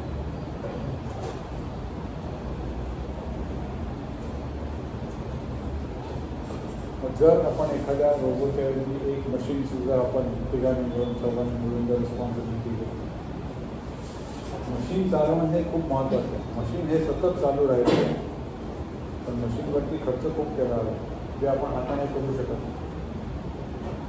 पूर्वीच्या काळी ह्या सगळ्या गोष्टी सुतार, लोहार, सोनार, बारीक बारीक चिजत देऊन किंवा नक्षीकाम करत एखादे आयटम बनवायचे. जातं होतं म्हणजे जातं याच्यावरती दळलं जायचं. जातं कशाने बनलं जायचं? चिमणी आणि हातोडा यांनी दगडामध्ये तोडून तोडून ते जातं बनवायचं. त्याच्यावरती म्हणणं आपण जेव्हा धान्य टाकायचं आणि गोल फिरवायचं तेव्हा त्याचं पीठ बाहेर येतं. ज्वारी असू दे, बाजरी असू दे, गहू, तांदूळ, नाचणी. आता आपण काय करतो? घरगंडी घेतो. कारण आवडलं बटन दाबलं की मोटर फिरतो, मिक्सर करतो आणि पीठ तयार आहे. पण पूर्वीचं मशीन हे माणसाने हातानेच बनवलं होतं. आता जर तो मिक्सर किंवा आता ती घरघंटी जर आपण हाताने बनवायचं ठरवलं, येईल का? येईल. किती दिवस लागतील? वर्षभर जाईल त्याला. 1 वर्षाची माणसाची मेहनत किंवा मजुरी ती किती होईल? 1000 रुपये होईल. घरघंटी आपण कितीला विकत घेतो? 6000, 8000. हा फरक कशामुळे आला? कारण आपण मशीन्स केली. आपल्याला जर डेव्हलपमेंट पाहिजे, आपल्याला जर आपलं जीवन सुखीचं, सोयीचं, सुलभ व्हायला पाहिजे, तर मशीनची महत्त्वाचं आहे. मशीनशिवाय करणं शक्य नाही. ज्या पद्धतीने आपण स्वतःला आता मोल्ड केलेलं आहे, पूर्वीच्या बायकांना, पूर्वीच्या लोकांना ते कांदण दळण सगळं करायचं, काही त्यांना वाटायचं नाही. तेव्हाही भाकरी बनत नव्हती असं नाही ना. भाकरी बनवायची असेल तर ज्वारी संपवायची तुम्हाला पीठ करायलाच पाहिजे. त्याच्याशिवाय भाकरी बनणार नाही. आजही आपण भाकरीच करतो. आज काय अगदी पिझ्झा खाल्ला तरी सुद्धा तो शेवटी त्या वेगळ्या पद्धतीची भाकरीच आहे. पण ह्या अशा आपण सवयी आपल्याला लावून घेतलेल्या आहेत की ज्याच्यामुळे मशीनशिवाय ते करणं शक्य नाही आहे. पण मग आता मशीनचा उपयोग कमी करायचा का आपलं कौशल्य वाढवायचं?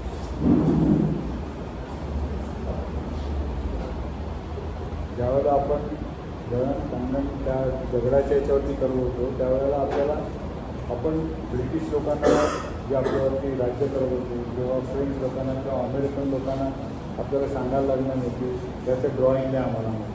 त्याचं ड्रॉइंग भारतातच बनलं. उसळ कुदळ जी आपली बाकीची कोयता याचं कधीही आपल्याला आपल्या पूर्वजांनी बाहेरच्या देशांमध्ये कधीही सांगितलं नाही की आम्हाला ड्रॉइंग द्या किंवा त्याचं काय कुठल्या धातूपासून बनवलं आहे ते आम्हाला सांगणार नाही. पण आता आपण जो विचार करा की क्षमता घालवून बसतो गेल्या 100 वर्षांनी आपल्याला सगळं बनते. अरे नवीन कोयता बनवायचा मला तू ड्रॉइंग पाठवून मी बनवतो, मला तू मटेरियल सांग मी घेते, मला तू मटेरियल पाठवून मी करतो. पण त्याच्यामध्ये तर खरी टेक्नॉलॉजी आहे ड्रॉइंगमध्ये आणि त्या मटेरियलमध्ये. आणि त्याच्यापासून आपण दूर जात चाललो.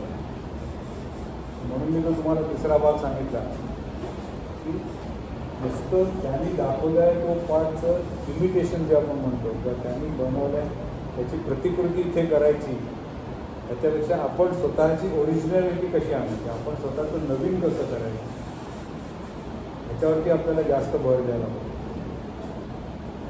म्हणून सरकारची एक नवीन योजना आहे की ज्याच्यामध्ये त्यांनी सांगितलं स्टार्टअप. स्टार्टअप म्हणजे काय की ज्यावेळेला तुम्ही आता ATMना बाहेर पडणार आहात किंवा एखादा इंजिनियर बाहेर पडणार, एखादा डॉक्टर बाहेर पडणार, एखादा वकील बाहेर पडणार तर त्याने जे पूर्वजांनी केलं मगाशी मी सांगितलं तसं जे कालपर्यंत हे सगळे जण जे करत होते तेच जर आपण करायचं आज किंवा उद्या बघितलं तर ते होणार. त्याच्यामध्ये काही फरक होणार नाही. आणि महागाई वाढत गेल्यामुळे जे कालपर्यंत मिळतं त्यापेक्षा कमी मिळत जाणार आहे. आपल्याला पैसे तेवढेच मिळाले आणि म्हणून वेगवेगळे आयडियाज आहेत. ते पुण्याच्या जवळ लोणी म्हणून जे आपलं गाव आहे ते MIT संस्था आहे इंजिनिअरिंग कॉलेज. 2 महिन्यापूर्वी त्या एका ग्रुपने मला फोन केला होता. मला थोडंफार एरोस्पेसमध्ये मी काम केलं होतं. त्यांनी अख्खं विमान बनवलं. ह्या खोली एवढं मोठं विमान बनवलं त्याच्यामध्ये. आज एका विमानाची किंमत कमीत कमी 40 लाख रुपये असते कमीत कमी. आणि त्या मुलांचं म्हणणं असं आहे की त्यांनी जे मटेरियल वापरलं आहे त्यांनी ज्या पद्धतीने डिझाईन केलेलं आहे त्यांनी ज्या पद्धतीने पार्ट बनवले असेंब्ली केलं आहे. आणि आता आणखीन एक पुढच्या महिन्याभरामध्ये आत्ता पावसाळी वातावरण वारा हे नव्हता म्हणून त्यांना एकदम रिस्क घेणार नाही आम्ही. त्यावेळेला आता ऑक्टोबर चालू होईल थोडंफार वातावरण शांत होईल त्यावेळेला ते पुरवून बघणार आहे. त्यांचं म्हणणं असं आहे की 40 लाखाच्या ऐवजी आम्ही साधारण 7 ते 8 लाखामध्ये आमचं विमान तयार होईल. इतकं त्यांनी त्याच्यावरती त्या मुलांनी कॉलेजमधली मुलं येतात. 2 मुलं आत्ता ह्या वर्षी पास झाली. आत्ता त्यांचे महिन्याभरापूर्वी रिझल्ट लागले. 2 जण आहेत ते 2 वर्षापूर्वी पास झाले. पण त्यांनी असा विचार केला जर ते सक्सेसफुल झालं तर 40 लाखाच्या ऐवजी 8 लाखामध्ये 2च जण बसणार. त्याच्यामध्ये जास्त जण बसू शकणार नाही. पण जे आज 40 लाखात लोक विकतात ते 8 लाखामध्ये केवढा मोठा फरक आहे त्याच्यामध्ये.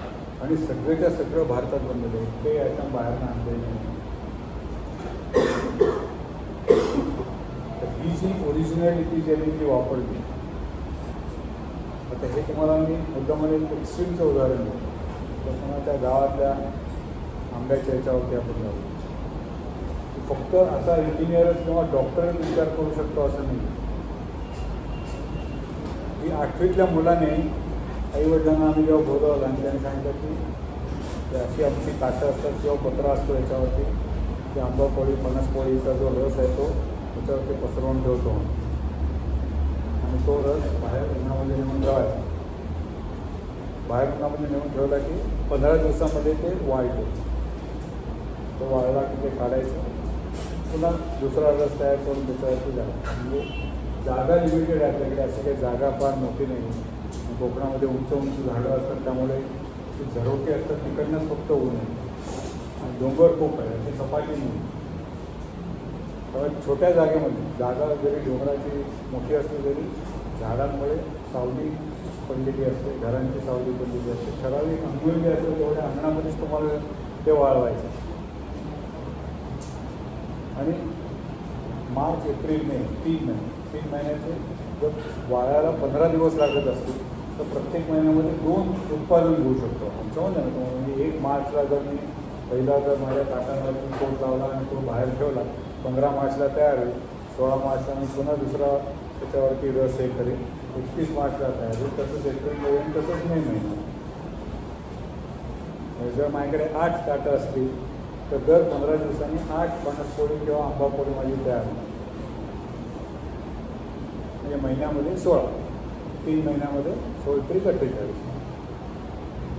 आणि आंबे किती आहेत माझ्याकडे झाडावर? असं नाही, जागाच नाही माझ्याकडे, आणि तिकडे वाळवायची तेवढी क्षमता नाही. आणि जर आज सोपं काम आपलं आहे की एक ओव्हन घ्या आणि त्या ओव्हनमध्ये घाला, पण ओव्हनचा खर्च आहे, ओव्हनसाठी लागणारी वीज आहे आपल्याकडे, त्या ह्याच्यातनं कसं करायचं हे ज्यावेळेला चॅलेंज त्या मुलांना दिला आणि जिथे आपल्याला ओरिजिनॅलिटी कशी वापरायची, कसा आपल्याला विचार करायला पाहिजे, त्याच्यासाठी हे उदाहरण आहे. हे उदाहरण काय अल्टिमेट नाही की ह्याच्यापेक्षा मी सांगेन त्यापेक्षा आणखी त्या इम्प्रूव्हमेंट होणार नाही. जर आपण वेगवेगळ्या मुलांनी वेगवेगळ्या पद्धतीने विचार केला तर 100 सोल्युशन्स आपल्याला त्याच्यामध्ये काढता येतील. त्या 100मध्ये अगदी 10 चुकीचे निघतील किंवा बरोबर चालणार नाही, पण उरलेली 90 जरी चालतील किंवा अगदी उलटं म्हणतो 100 90 जरी नाही चालली आणि 10 जरी चालली, आणि जर आज 15 दिवसाच्या ऐवजी आपण 12 दिवसावरती आणला तर काय होईल? 12 दिवसात म्हणजे काय होणार? एका महिन्यामध्ये 12 गुणे 24 आणि तरी 6 दिवस राहील, बरोबर. पुन्हा दुसऱ्या महिन्याचे 12 गुणे 24 त्यातले 6 दिवस राहील, 6 आणि 6 12, म्हणजे 2 महिन्यामध्ये ते 4 आपण उत्पादन घेऊ शकणार होतो, त्याऐवजी आता 5 उत्पादन मिळतं. 8 ताटं आणखी जास्त मिळालं. प्रत्येक ताटाचे जे असतात साधारण 200 रुपयाला एक ताट विकलं जातं आंबापोळी. तेवढ्याच जागेमध्ये पण 15 दिवसाचं 12 दिवस कसं करायचं? खर्च न करता, खर्च करून कोणी करून दाखवलं. जर ओव्हन घेतलं तर काय 1 दिवसात तुम्हाला ते सुकवून दाखवेल, पण ते 200 रुपयालाच विकलं जाणार आहे ताट. ओव्हनमध्ये केलं म्हणून 400 रुपयाला विकलं जाणार नाही. आणि ओव्हनचा खर्च जो येतो जर समजा 100 रुपये 150 रुपये जर झाला तर शेवटी माझ्या हातात काय पडलं? काहीच नाही. शेवटी आपण हे सगळं करतो हे कसं आहे की त्या 3 महिन्यामध्ये आपल्याला जास्तीत जास्त पैसे कमवायचे. आता जेव्हा आपण ताट ठेवणार होते असं बाहेर, त्यावेळेला सूर्य कुठून येतो आपला? पूर्वेकडनं वरती येतो आणि पश्चिमेकडे मावळतो. सकाळी 7 वाजता आला, संध्याकाळी 7 वाजता जातो, सूर्यास्त झाला, सूर्योदय ते सूर्यास्त. 12 तास सूर्य आहे आपल्याकडे. जर आपण कॅमेऱ्याच्या समोर उभं राहिलं तर आपल्याला काय दिसतं? आपला स्वतःचा चेहरा दिसतो. तर मग आता तिरका धरला तर कॅमेरामध्ये मला याचा चेहरा दिसतो, त्याला माझा चेहरा दिसतो. म्हणजे काय होत आहे की जे किरणं येत आहेत ती किरणं ह्या सगळ्याच्या सगळ्या ताटामध्ये केव्हा ॲब्झॉर्ब होतील सगळ्यात जास्तीत जास्त? ज्यावेळेला सूर्य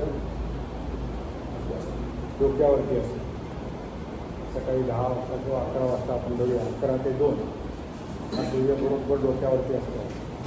सावली आपल्या पायाशी पडते. आता सावली लांब पडते, इकडे पडेल किंवा इकडे पडेल. मग असं जेव्हा मी त्याला सांगितलं तसं तो मुलगा एक म्हणाला की अरे सर आपण सकाळला आपण असं घेऊया पूर्वी, आणि दुपार झाली 10 वाजले 11 वाजले की असं सगळं, संध्याकाळ झाली 2-3 वाजले की पश्चिमेकडे गेलो. लाकडाचे तुकडे घेतले, त्यांना घातले सकाळ संध्याकाळ, आणि 15 दिवसाच्या की 14 दिवसात ते ताट काम येतं सुकलं. ते फक्त एवढा फरक केला,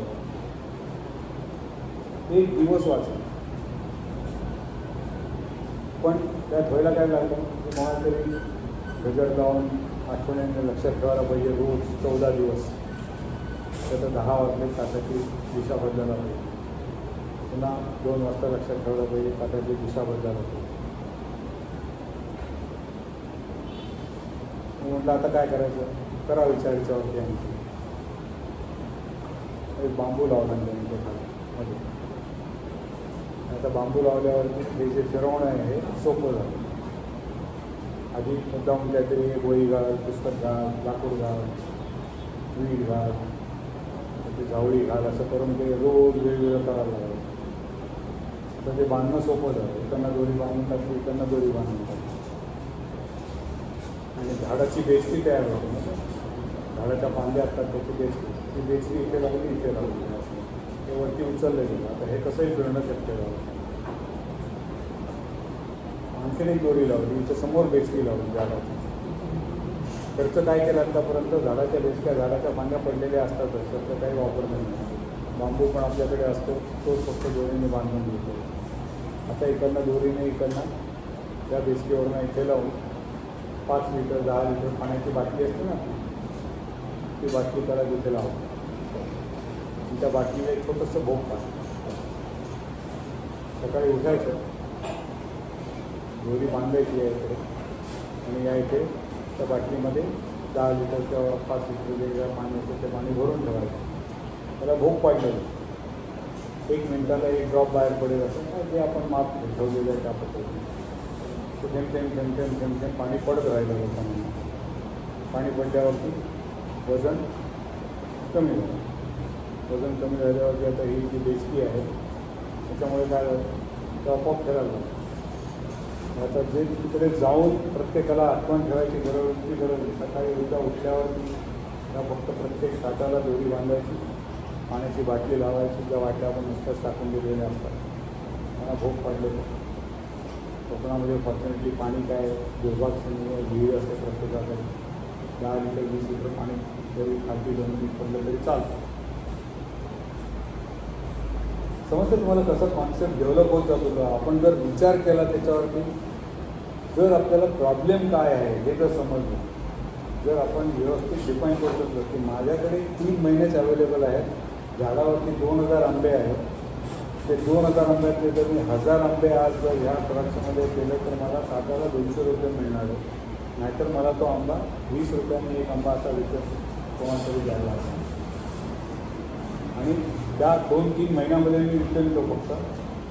त्याच्यानंतर पुढचे 9 महिने हे जे आत्ता विकलेले ह्या पैशावरती मला झाले आहे. माझ्याकडे उत्पन्नाचं दुसरं काही साधन नाही.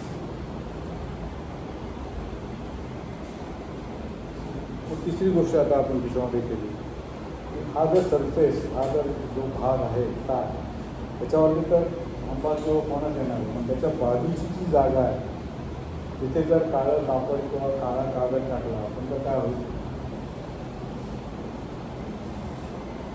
सूर्याची किरणं काळ्या सगळं शोषून घेतात.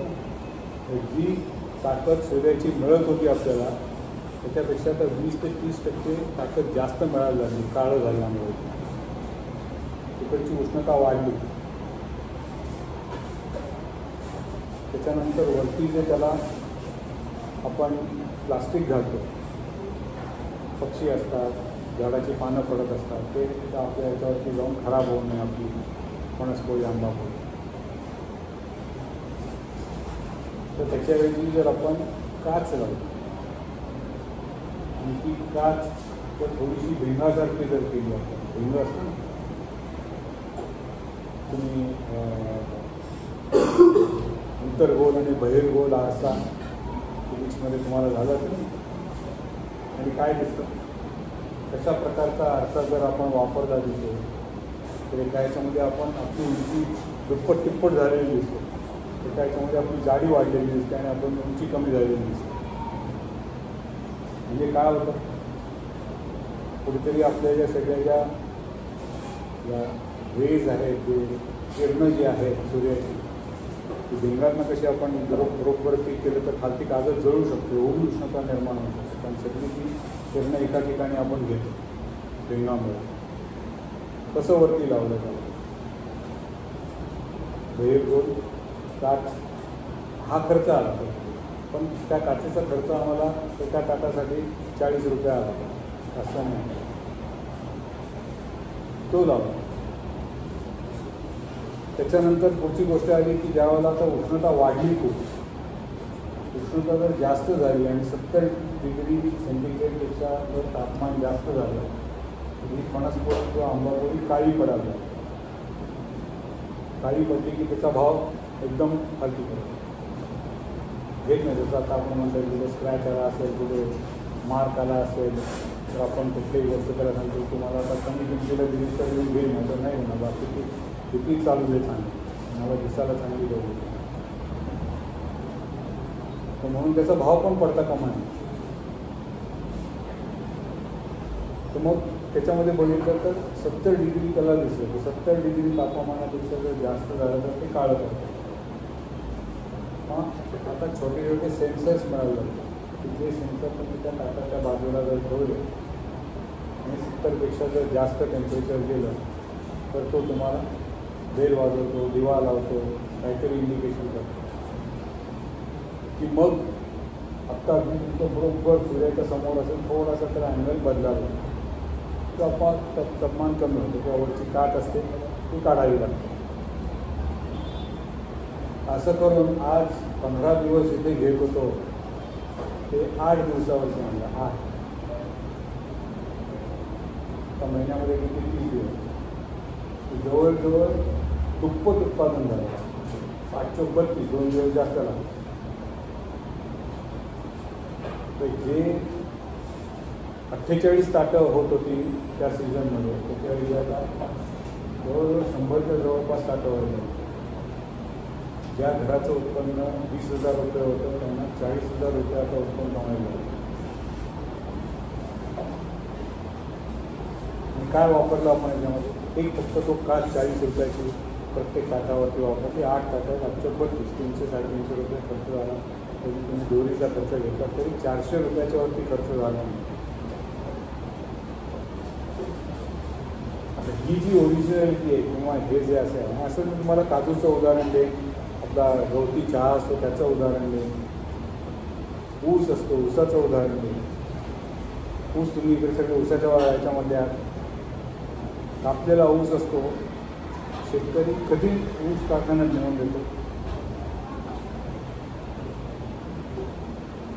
लवकरात लवकर. आत्ता कापला तर आत्ता जर मी घेऊन गेलो ऊस कारखान्यामध्ये तर मला सगळ्यात जास्त पैसे मिळतील. का? कारण ऊस जर एक दिवस जरी तुम्ही कापून ठेवला राहिला त्याचं वजन 3% कमी होतं. आपली जी ऊसाची म्हणजे जे पाणी असतं त्या पाण्याचं वजन असतं ते 3% पाणी ओढून जातं. म्हणजे 100 किलो जर असेल तर उद्या 97 किलो त्याचं वजन पडेल ऊसाचं.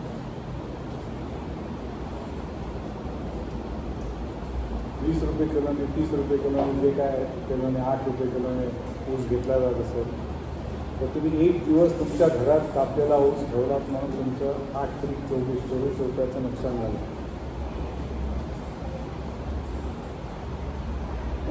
लवकरात लवकर कसा कापायचा ऊस?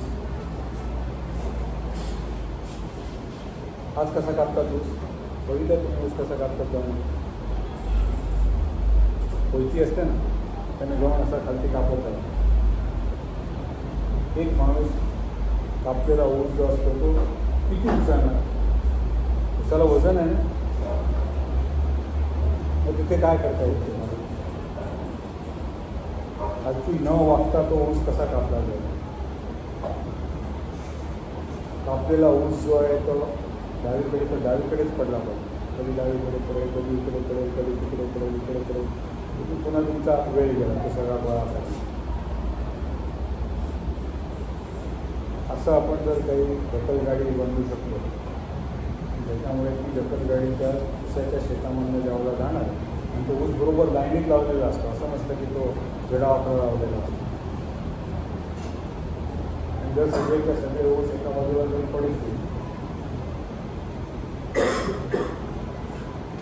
बरोबर समजतं ना तुम्हाला मी काय म्हणतो?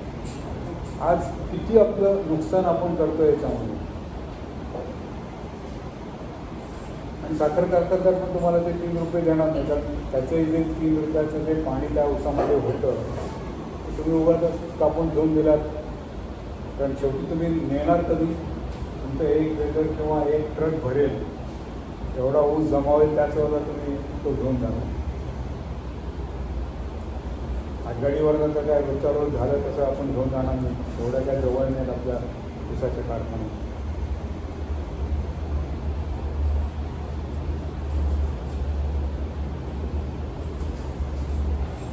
समजतंय ना, प्रत्येक ठिकाणी आपल्याला बघायला पाहिजे की आज ह्या भागाची गरज काय आहे, कुठे आपलं नुकसान होत आहे. हे AI किंवा ML ह्या दोन गोष्टी करू शकणार नाही. एवढं सगळं सांगायचा उद्देश एवढाच होता की पहिल्यांदा मी तुम्हाला घाबरवलं की आपले जॉब जाणार आहे, रोबो येणार आहे, आणखी मशीन्स आपले सगळे जॉब घेऊन जाणार आहे. पण तसं नाही, कारण आपण काल ते करत होतो की मी आज तयार झालो की मशीनमध्ये जाऊन कुठेतरी फॅक्टरीमध्ये मशीन शॉप ऑपरेटर म्हणून लागेल किंवा वेल्डर फिटर म्हणून लागेल. त्याच्यापेक्षा पुढे जाऊन आपण जर विचार केला भरपूर आपल्याला अपॉर्च्युनिटीज आहेत, भरपूर. आणि जे काल आपल्या आईवडिलांनी एक कामगार म्हणून किंवा एक इंजिनियर म्हणून किंवा एक डॉक्टर म्हणून कमावले त्यापेक्षा आपण दुप्पट किंवा दुप्पट कमवू शकतो. तर 3 लिटर पाण्याची साखर राहिली असते आज, 2 दिवस तुम्ही डिले केलात तर तुम्हाला 94 किलोच मिळणार 100 किलोचं.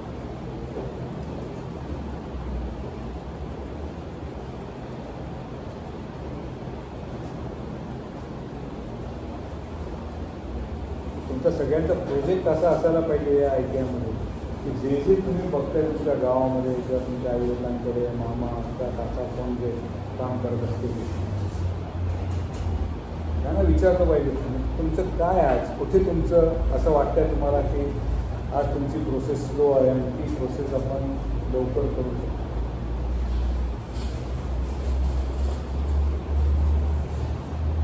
आज तुम्ही मोठी बिल्डिंग जर बांधत असाल कन्स्ट्रक्शनची, पूर्वी कसं असायचं की लांब सगळ्या त्याच्या जवळपास कोणी जायचं नाही. आता रहदारीच्या रस्त्यावरती बिल्डिंग बांधतो. ॲक्सिडेंट होतो कधी ऐकलं? क्वचित किंवा कोणाचा बिझनेस कोणाच्या हातनं चूक झाली का बाजूने असं मोठं नेट लावलेलं असतं त्या बिल्डिंगच्या बाजूने.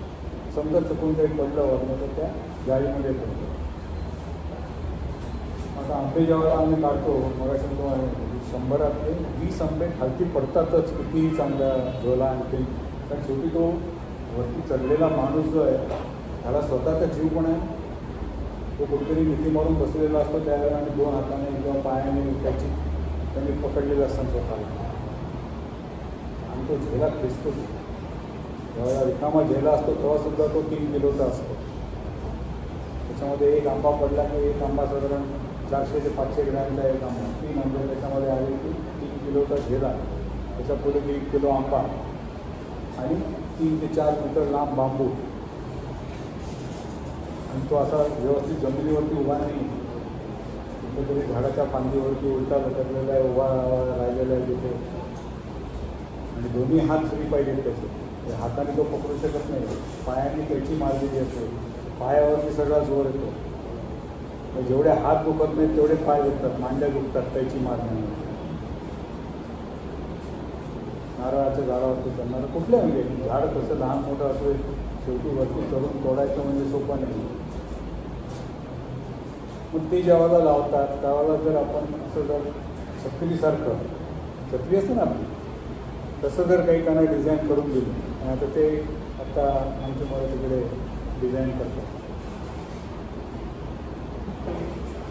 एवढं मोठं झाड आहे, एवढं अख्ख्या झाडावरती काय तो एकदम आंबे काढत नाही, त्या एखाद्या फांदीवरती आहे तर ती छत्री अशी आपण खालती लावू शकतो. म्हणजे त्या छत्रीला जाळी समजा पडलाच तर तो आंबा खालती जमिनीवरती आपटून खराब व्हायच्या ऐवजी त्या जाळीवरती छानसा झेलला जाईल आणि खराब होणार.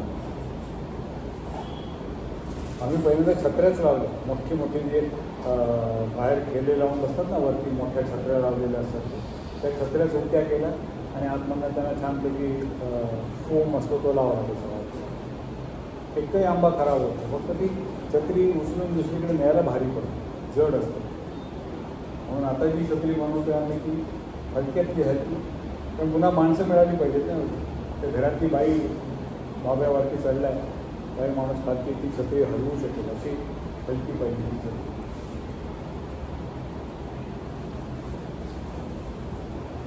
आळंदीची मुलं आहेत त्यांनी पण तसंच केलं.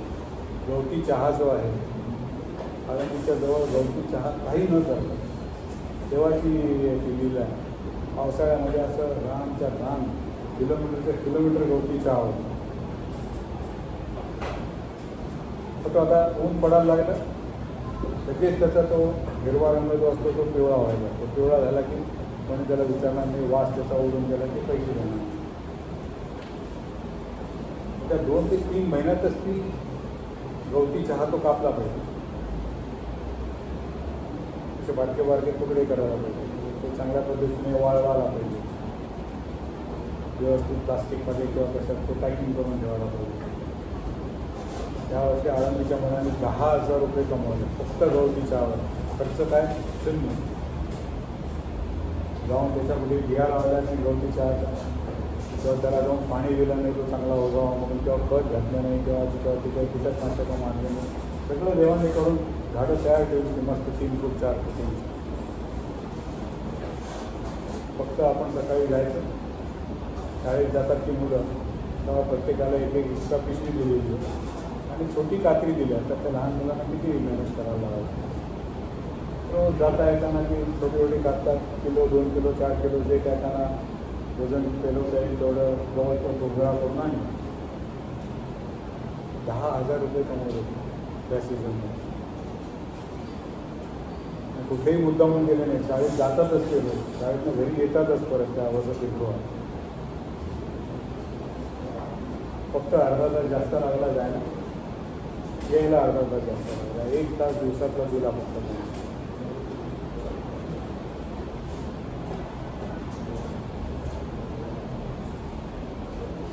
तर हे करताना 5 गोष्टी कुठल्या महत्त्वाच्या आहेत, पण तुम्हाला बरेच आयडिया दिल्या, कल्पना दिली. सगळ्यात महत्त्वाचं आहे जे आपण बाकीच्या देशांपेक्षा वेगळं करणं महत्त्वाचं आहे आपल्याला, आणि आपण करू शकतो. हे सगळे ज्या गोष्टी आहेत ह्या सगळ्या आपल्या जुन्या श्लोकांमध्ये किंवा संस्कृतमध्ये लिहिलेल्या आहेत. त्याची कुठलीही गोष्ट नवीन नाही सांगते. आज इस्रोचं आपलं सक्सेस अमेरिकन इंजिन किंवा रशियन इंजिन किंवा फ्रेंच इंजिन वापरून जगातला 6वा नंबर भारतासारख्या गरीब देशाने आज केला, आणि चंद्रावरच्या दक्षिण ध्रुवावरती आपण पहिले देश आहे जो उतरला, जो आत्तापर्यंत कोणीही असं हे केलेलं नव्हतं. पण आपलं जे पंचांग आहे, आपल्याला जे आपल्या पूर्वजांनी जे लिहून ठेवलेलं आहे, हा निर्णय असू दे, निर्णय सागर असू दे, जाते पंचांग असू दे, टिळक पंचांग असू दे, जे कुठलं पंचांग तुम्ही वापरा, आपल्याला ग्रह ताऱ्यांची पूर्वानुपार इतकी चांगली माहिती आहे की कुठला ग्रह कुठल्या दिवशी कुठे असणार आहे. त्याच्यावरून आपण आपली स्वतःची कुंडली करतो ना. आपली पत्रिका असते ना प्रत्येकाची, लग्नाच्या आधी जुळवतो ना आपण. हे शास्त्र बाकीच्या कुठल्याही देशांना माहिती नाही, आपल्याकडे लिहून ठेवलेलं आहे. पण आता अमेरिकन लोकांनी ते आपल्याकडनं शिकलं आणि त्यांनी कॉम्प्युटरवरती प्रोग्राम बनवले AI. आता पत्रिका तुम्ही जाऊन इंटरनेटवरती मराठी पत्रिका म्हणून फक्त टाईप करा, तुम्हाला तुमची जन्मतारीख, जन्मवेळ, जन्मठिकाण एवढ्या 3 गोष्टी विचारणार, आणि 3ऱ्या मिनिटाला तुमची पत्रिका तयार असते. आपलं ज्ञान त्यांनी फक्त कॉम्प्युटरवरती केलं.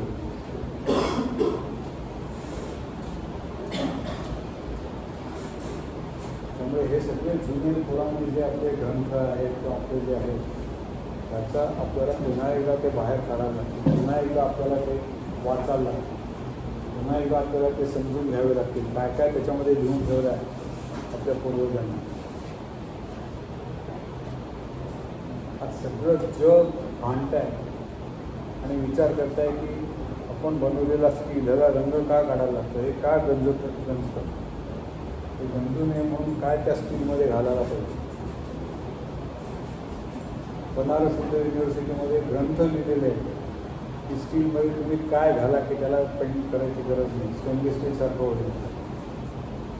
साधं स्टील आहे ते 80 रुपये 100 रुपये किलो आहे. स्टेनलेस स्टील तुम्ही घेतलं तर 250 रुपये ते 400 रुपये किलो आहे. हे जे स्कीम जे आहे ते आपण सहज 60 रुपयांनी करू शकतो, पण आपण काही प्रयत्नच केला नाही बनवायचा. गंजणारच नाही, वर्षानुवर्ष चालले, गंजणार नाही अजिबात.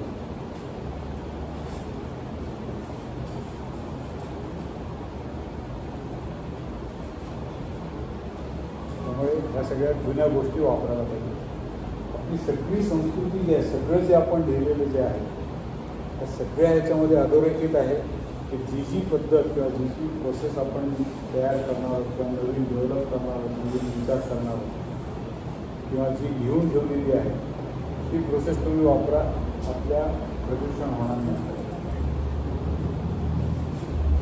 कुठलीही पद्धत घ्या तुम्ही, काहीही बनवायची.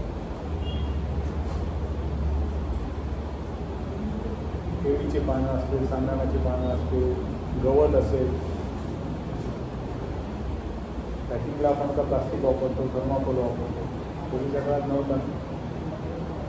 आपण फक्त त्याला व्यवस्थित आकार दिला नाही. प्रत्येकाने त्याला वाटेल त्या पद्धतीने केळीचं पानं गुंडाळली किंवा त्या द्रोण आणखी पत्रावळ्या बनवल्या. त्या बनवताना त्याच्यामध्ये मी एकच पान वापरलं, तिथे 4 पानं वापरायला हवी.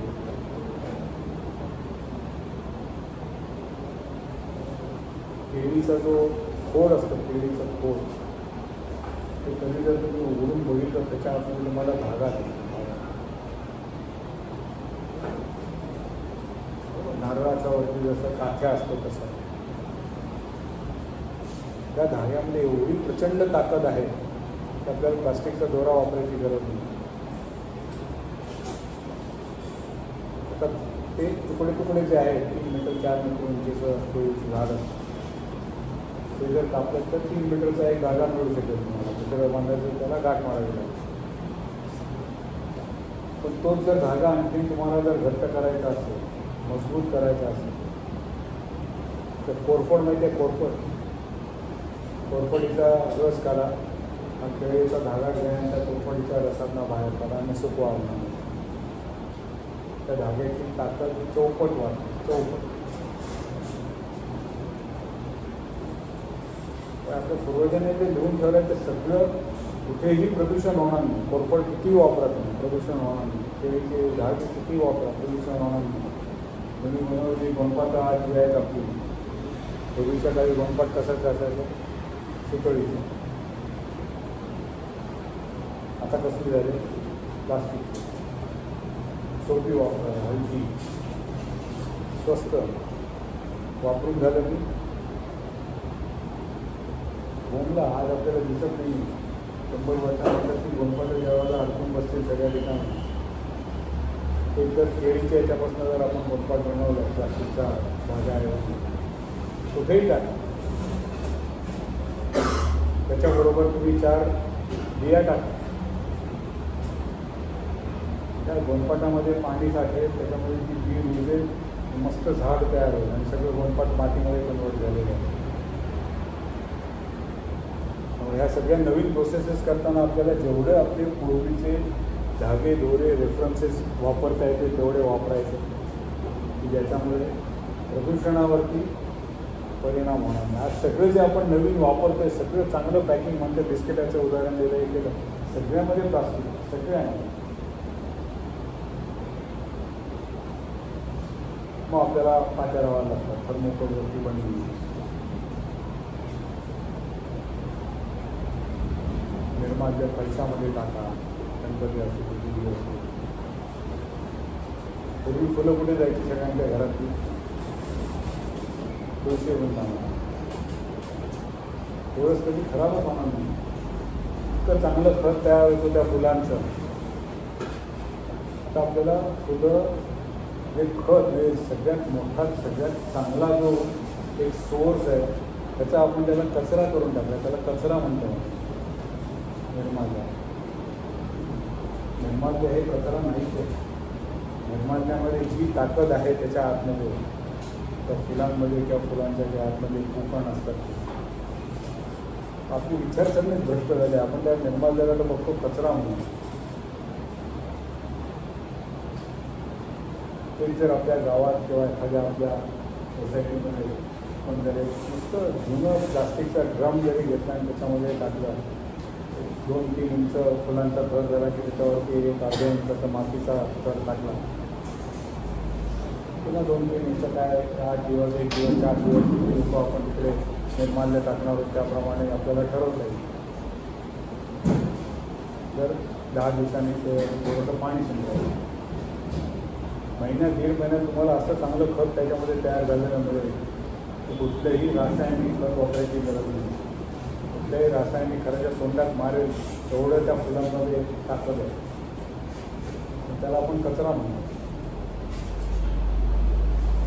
तिथपर्यंत देवाच्या मूर्तीवरती अंगावरती आहेत तिथपर्यंत त्यांना आपण खूप जर ते मूर्तीवरला खालती घेतलं तर आपल्या विषयाने त्याची किंमत शून्य होईल. आपली विचारसरणी कशी झाली. इतके दिवस आपण जे बघत होतो ते आपल्याला किंवा देवाला आनंद मिळावा म्हणून ते आपण बघावं. त्याचा वास येत होता दिसायला छान दिसत होतं. पांढरा रंग होता पिवळा रंग होता निळा रंग होता नारिंगी होता. ते फक्त दिसणं चांगलं होतं वास येत होता. पण आता खरी व्हॅल्यू त्या फुलांमध्ये आहे की ज्यावेळेला कंट्रोल पद्धतीने पुसतील तेव्हा त्यातनं जे काय रसायन तयार होणार आहे खत तयार होणार आहे त्याच्यावरती कुठलंही जगातलं झाड चांगलं वाढतं.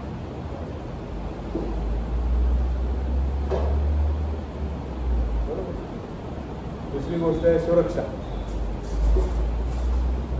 फार कॅज्युअली आपण करतो गाडी चालवताना रस्त्यावरती स्वतःची तर काळजी घेतच नाही आपण पण रस्त्यावरच्या बाकीच्या लोकांची किंवा बाकीच्या वाहनांची काळजी घेतो. हे फॅक्टरीमध्ये चालणार नाही. ते एखाद्या सार्वजनिक ठिकाणी चालणार नाही ना असं करून. सुरक्षितता महत्त्वाची. किती चांगल्या पद्धतीने आपण एकमेकांची काळजी घेऊ शकतो. असे तर माणसं नाहक मरता येतात. त्याच्यातनं आपण आणखीन कशाला असे करायचं. आता मगाशी मी तुम्हाला ऊसाचं उदाहरण दिलं की ऊस तोडणी कामगार आहेत त्यांच्या तिथं जाऊन बोला मुद्दा म्हणून ऊसाला वरती तुरा असतो आणि त्याला असे बाजूला जी पानं असतात त्याला बारीक बारीक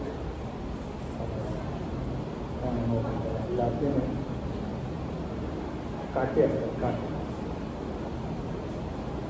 हात कापला जातो तुमचा त्याच्यावरती जर तुम्ही विरुद्ध दिशेने फिरवलात वरना खालती फिरवलात तर हात सगळं तुमचा सोलपटून मिळतो.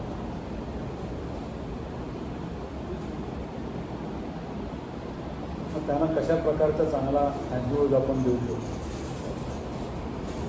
की चुकून एखादा उचलताना उलटा पण फिरला जाईल.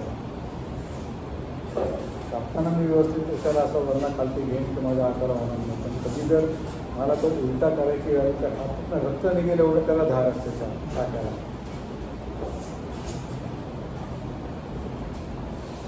मग हाताने कापायच्या ऐवजी मी मगाशी म्हटलं कसं असं जर ढकल गाडी जर त्याला करून देईल किती सोपं काम म्हणता येईल.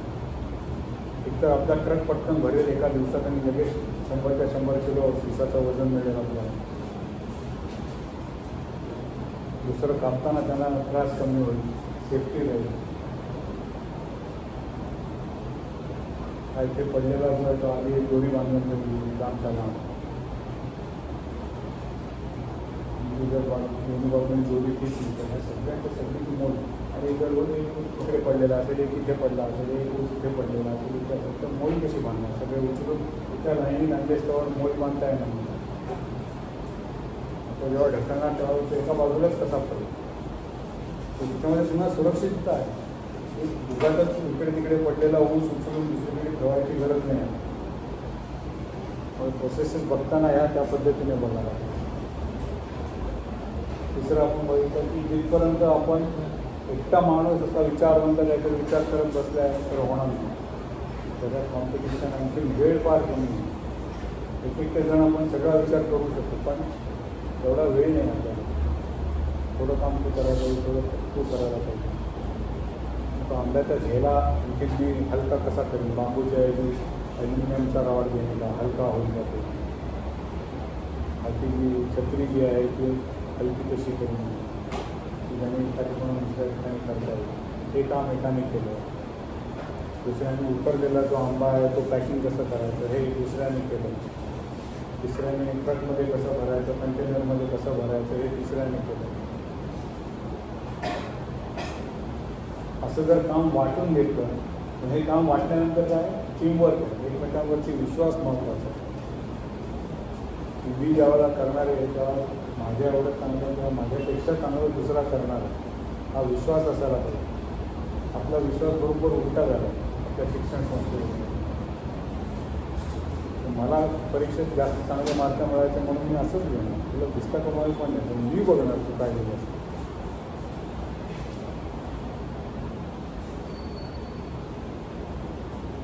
त्यामुळे टीमवर्क.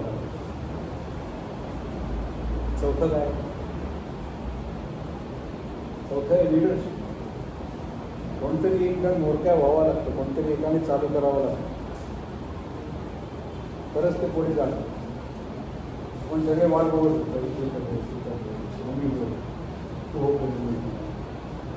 पुढे कोणी जायला तयार होतं.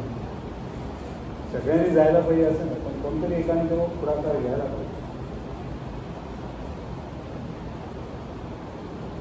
सगळ्यात शेवटचं काय, एवढं सगळं आपण बघितलं आपलं उद्दिष्ट बरोबर आहे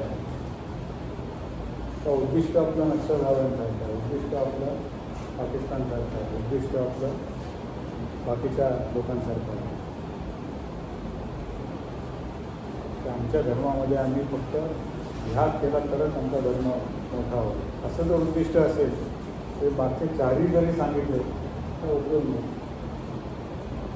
तुम्ही अस्त्र आणि शस्त्र बनवणार, आपल्याला बनवायचे अस्त्र.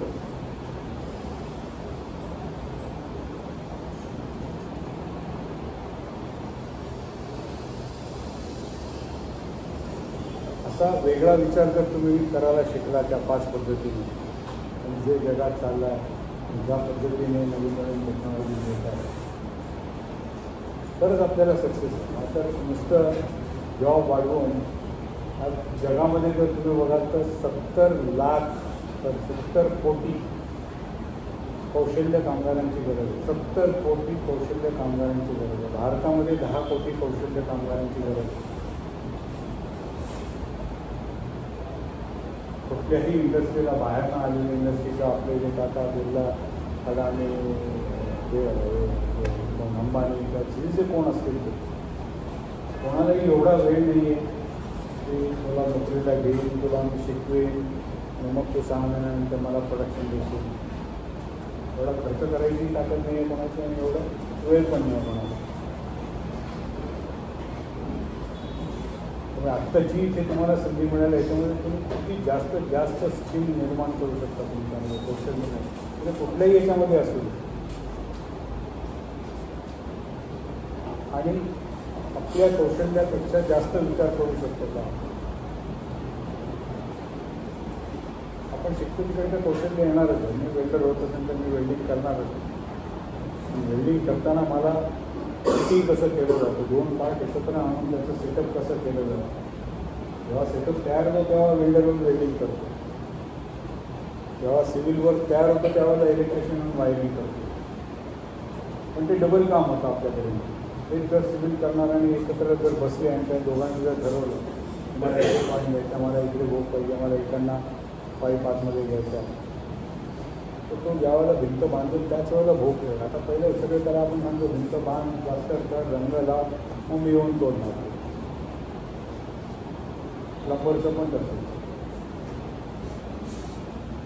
आधीच जर प्लॅन केलं आणि सांगितलं की या इथे बेसिन येणार, इथे 4 इंचाचं भोग हवा, इथे 2 इंचाचं भोग हवा, या उंचीवरती पाहिजे, इथे या उंचीवरती पाहिजे, हे सगळं जर प्लॅनिंग एकत्र बसून जर टीमवर्कमध्ये जर आपण केलं तेवढा तरी जो नाहक खर्च आपण करतो तो वाचवतात आणि तोच खर्च ते स्किल आपल्याला दुसरीकडे कुठे वापरतात.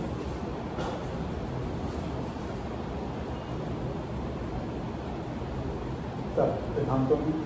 तुम्हाला आवडलं असेल असं मला वाटतं. जर काही प्रश्न असतील तर विचार. काही जणांना झोप येत होती, काय हरकत नाही. आता विचारच तसा आहे की ज्याने झोप येते, काय काळजी करू नये. आज जरी तू झोपला असेल तरी उद्या सकाळी उठशील तेव्हा तुला पूर्ण हे सगळे विचार गोळा लागतील. धन्यवाद सर. धन्यवाद सुरेंद्र सर. सरांनी आपल्याला जी काही आत्ता जी माहिती दिली ती सारांशामध्ये अशी दिली की जगामध्ये जसजशा प्रगती होत राहणार आहे, मानवी जीवन ज्याप्रमाणे डेव्हलपमेंट होत राहील त्याच वेळेला प्रत्येक वेळी आपल्याला संधी ह्या उपलब्ध होणार आहेत. कारण प्रत्येक गोष्ट जुनी ही जेव्हा बाद होते त्यावेळेला काहीतरी नवीन गरज निर्माण झालेली असते आणि गरज ही नेहमी शोधाची जननी असते. त्या ह्याच्यावरती सरांनी आपल्याला आपलं कौशल्याची रिक्वायरमेंट कशी वाढणार आहे, त्याचबरोबर एखाद्या उत्पादनाची निर्मितीपासून ते एखाद्या गरजवंताकडे पोहोचेपर्यंत ज्या काही प्रक्रिया आहेत त्या सर्वांमध्ये कुठे ना कुठेतरी कौशल्याचा वापर करून आपण या आपल्या शिक्षणातून स्वतःच्या गरजा आणि सामाजिक गरजा ह्या भागवायला निश्चित मदत करू शकतो. त्यामुळे सुरेंद्र सरांना फार फार धन्यवाद. त्यांनी छोट्या छोट्या गोष्टी आम्हाला अत्यंत म्हणजे जसं केळीचं उदाहरण त्यांनी दिलं, आज छान दिलं, जे पर्यावरणपूरक. आजकाल प्रत्येक औद्योगिक क्षेत्राची गरज आहे की एन्व्हायरमेंटल कंट्रोल किंवा PUC या रिलेटेड आपण जे व्हेकलमध्ये बघितलं तर PUC प्रदूषण नियंत्रण. तर याच्यासाठी सरांनी आपल्याला फार मार्मिक उदाहरणं दिली की जे आपल्याला अत्यंत उपयुक्त आहेत, की सतत आपण लक्षात ठेवूया. ह्याच्यावरती वेळोवेळी आपण तुम्हाला जे काही प्रश्न असतील हे असतील याच्यावरती आपण सतत रिव्हिजन करत राहून काय करता येईल ते निश्चितपणे आम्ही सहज प्रयत्न करू. फार फार धन्यवाद. धन्यवाद.